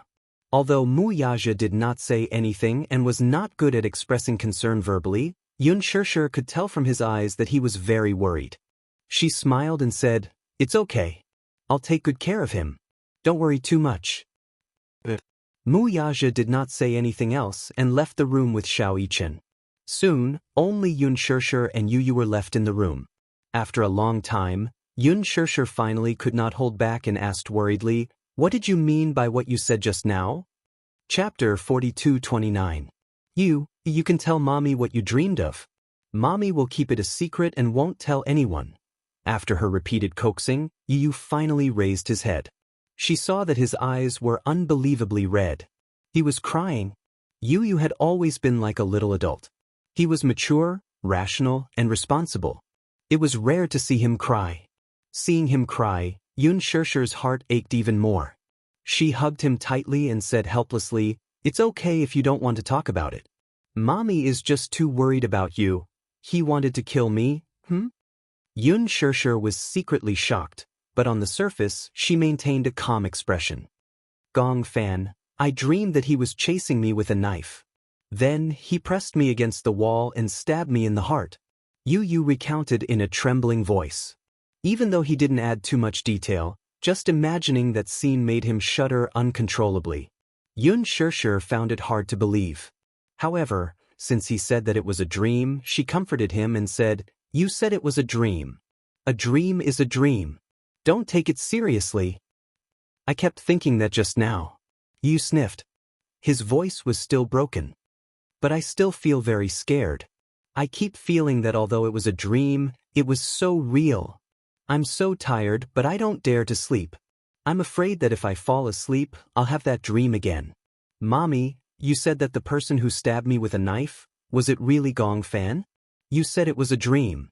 A dream is a dream. Reality is reality. You can't mix the two together. Since it's a dream and you're awake, forget everything in the dream." "Mommy, my sixth sense tells me that that person was Gong Fan. He really wanted to kill me in the dream." When Xianxia heard this, she couldn't help but hug him tightly. "How can you kill someone in a dream?" Even if a person dies 1,000 times in a dream, he won't die. But Yu was still feeling conflicted. That feeling was worse than death. Mommy, that dream felt so real. No matter how much I told myself that it was just a dream and that I shouldn't believe it so easily, I felt so tired after having such a dream. Even breathing felt exhausting. When Xianxia heard this, she felt as if a knife was being twisted in her heart. It was so painful that she almost couldn't breathe normally. She gently kissed Yu's forehead and said to him, You have to be well. Mommy really doesn't know what to do. In front of him, Xianxia felt a deep sense of powerlessness. She wanted to protect him, but she didn't know how. Ever since Yu was born, her life had never been peaceful. Ever since he was born, he had been in poor health. Then, he found out about his dual personality. Xianxia couldn't imagine how painful Yu's life was. However, what really made her heart ache was that Yu would rather bear such pain than let her know and make her worry. Alice said that Yu was very dependent on her. However, Xianxia knew very well that she was even more dependent on Yu. She wanted to be close to him and understand what kind of life a person with dual personality lived. Because just listening to Yu's description was enough to make her tremble with fear. I'm sorry, Xianxia choked with tears and said, Mommy didn't take good care of you, didn't protect you? Chapter 42:30. Xianxia stayed in the room with Yu until it was late at night. Xianxia entered the room. Even though Xianxia didn't say anything, Yu could sense that Xianxia was very tired. Hence, he stopped pestering her and urged, Mommy, go to sleep. Xianxia was still worried. She continued hugging him and showed no signs of letting go. Xianxia saw this and said helplessly, Mommy, you're obviously looking down on me. Don't worry, I'll keep Yu company. If he doesn't want to sleep, I'll play games with him. If he wants to sleep, I won't disturb him. Yu pouted and said, I don't want to sleep and I don't want to play games. He had no interest in games. They were too retarded. However, he didn't want to sleep so early either. Even though he was very tired, and the afternoon nap had been even more tiring because of the nightmare, he still didn't want to sleep. He was worried that if he fell asleep, it would be a series of nightmares. He was afraid that his mental state wouldn't be able to withstand it. Xianxia said, Then I'll go to the study with you to read. Yu said to Xianxia, Mommy, go to sleep. If you don't rest well, how can you take care of me? Don't worry, I'll be fine. Even though Xianxia was still worried, she nodded reluctantly because Xianxia was around. Moreover, she was also tired. Hence, she stood up and reminded Xianxia to take good care of Yu. Then, she reluctantly returned to her room. After Xianxia left, Yu didn't go to the study. Instead, he lay down on the bed and stared at the ceiling without saying anything. Xianxia saw that he was lying down and asked curiously, You look very tired. Your eyes are red. Aren't you going to sleep? I don't want to sleep. Afraid of nightmares? Xianxia smiled. I often have nightmares too, but no matter how realistic they are, they can't be real. I think it's probably because you're under too much pressure. That's why you're having nightmares with such strong negative energy. Yu turned to look at him. She furrowed her brows and looked a little anxious. Do you really understand what it's like to have a nightmare? Xianxia was stunned. If it's possible, I don't want to have such a scary dream anymore. Yu closed her eyes and opened them weakly. Because he didn't sleep well, his mind was in a trance. Once a person didn't have a good sleep, they would become abnormally anxious. Even someone as gentle as Yu was a little impatient. She slammed the pillow on the bed onto the cupboard. Xianxia was shocked by her sudden action, but he didn't dare to say anything. He was afraid that if he said something careless, it would make Yu even more anxious. Hence, he obediently kept quiet. Yu's temper gradually went out of control. He flipped over, grabbed all the blankets, and wrapped them around his body. His entire body was covered by the blankets. Xianxia looked at him helplessly but didn't say anything. Instead, he walked over to the cupboard and took out another blanket. He didn't dare to disturb Yu. Carefully, he laid the blanket on the bed. Then, he climbed onto it and curled up pitifully. Noticing the cautious movements beside him, Yu lifted the blanket to take a look, only to see his older brother's uneasy look. No matter how angry he was, he could not help but be amused. Chapter 42:31. Xiao Yichen glanced at him and thought to himself, isn't that the case? In any case, he felt that his status in the family was rather low. If anyone bullied him, he could only silently suffer. Other than his father, he could only argue with them. Whether it was Yun Shishir, Yu Yueyao, or Lisa, he was the second oldest man in the family after his father. As the second oldest man in the family, of course, he had to be more magnanimous. Especially when it came to Yu and Yueyao, he had to be more lenient. For some reason, when Yu saw Xiao Yichen looking at him innocently, he broke into laughter. Brother, do I always bully you? I feel like you've become a punching bag. When Xiao Yichen heard this, his eyelids twitched. Yu's tone suddenly became gentle, and he was momentarily stunned. Okay. I won't bully you anymore. Otherwise, you'll always think that I'm bullying you.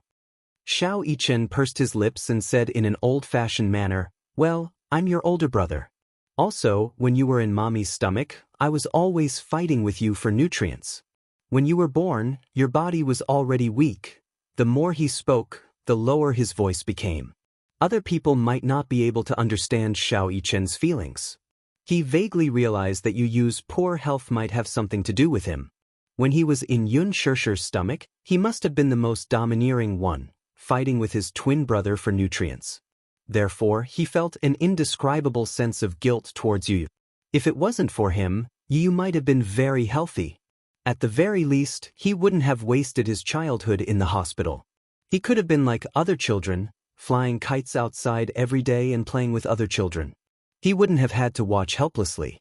Xiao Yichen suddenly recalled, I remember playing a horror game in the past. The main characters in the game were a pair of twin sisters. Twin sisters? Yeah. According to the ancient customs of many countries, the firstborn twin is considered the younger brother or sister, and the last-born twin is the elder brother or sister. Oh? Why does it say that? Xiao Yichen said, I read a report saying that medical science believes that the firstborn twin should be the younger brother or sister.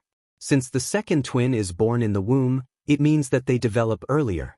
The second twin's the second twin is closer to the uterus, therefore, they're born first. I see. When he heard this, he couldn't help but find it interesting. According to this logic, I should be the elder brother. Yu stroked his chin and came to this conclusion with a straight face. In that game it's the same. Those who are born first are the younger ones, and those who are born later are the older ones. No wonder I'm more mature than you. Xiao Yichen's game was called Zero Red Butterfly. In the game, there was an ancient village, Jieshin Village, which was built at the entrance of the Yellow Spring. In order to suppress the hollow that was humming at the entrance of the Yellow Spring, they held a ceremony to sacrifice the twins as Hongji. Chapter 42:32. When the power suppressing the void weakens, they must sacrifice the red Ji. Otherwise, when the void's resentment erupts, it will lead to the destruction of the village. Coincidentally, the village would give birth to a Gemini every certain period. In the village's knowledge, the Gemini was originally one person, but was produced separately in order to be the red Ji in the red funeral ritual. Therefore, the villagers believed that in the red funeral ritual, when one of the Gemini killed the other, the Gemini would merge into one and release a powerful force. This force could suppress the voids and protect the village. It was a game that Xiao Yichen played a long time ago, but for some reason, when he saw that it was a Gemini setting, he couldn't help but buy it. At the beginning of the game, there was a pair of Gemini sisters. The older sister, Amakura-ing, broke her leg when she played with her younger sister, Amakura-ni. Amakura-ni discovered that her older sister was chasing after a red butterfly. Amakura-ni chased after her older sister and accidentally crossed a barrier, entering a village that had disappeared from the map. In the process of searching for her older sister, she also learned about the village's secret. It turned out that the village had disappeared a long time ago.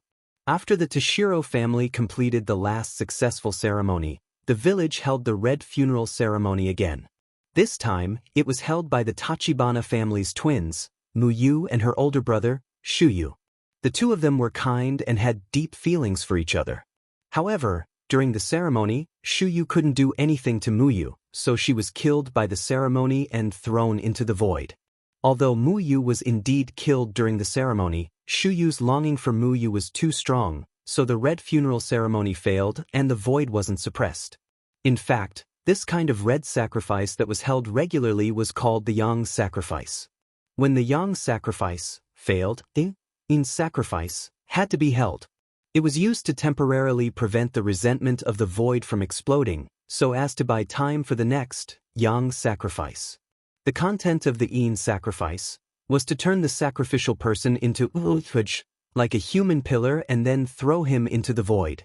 If both the Yang funeral ceremony and the Yin funeral ceremony failed, there would be a great payback, which was the moment of destruction. After the Yin funeral ceremony, they had to prepare for the next ceremony. The next ceremony was held by the village chief, Hei's, who was the head of the ceremony. Hei's had a pair of twin sisters. After his 2 daughters were born, he was certain that these 2 daughters had come to this world with the mission of offering sacrifices. The elder sister was called Ba Chong, who was born later, and the younger sister was called Sha Chong, who was born earlier. They were the Tao Tsang sisters before reincarnation. Shuyu didn't want the same tragedy to happen to the Hei's sisters, so she wanted to ask someone to take the sisters away from the village. Shuyu had promised Muyu not to let the same thing happen again. After asking the folklorist Zhong Fong to take the 2 sisters away, Shuyu thought that he had fulfilled his promise with Muyu.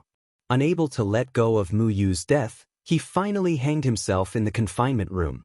However, what he didn't know was that the only one who had truly escaped from the village was his sister, Yachi. His sister accidentally slipped down the hill and broke her leg. She was found by the villagers.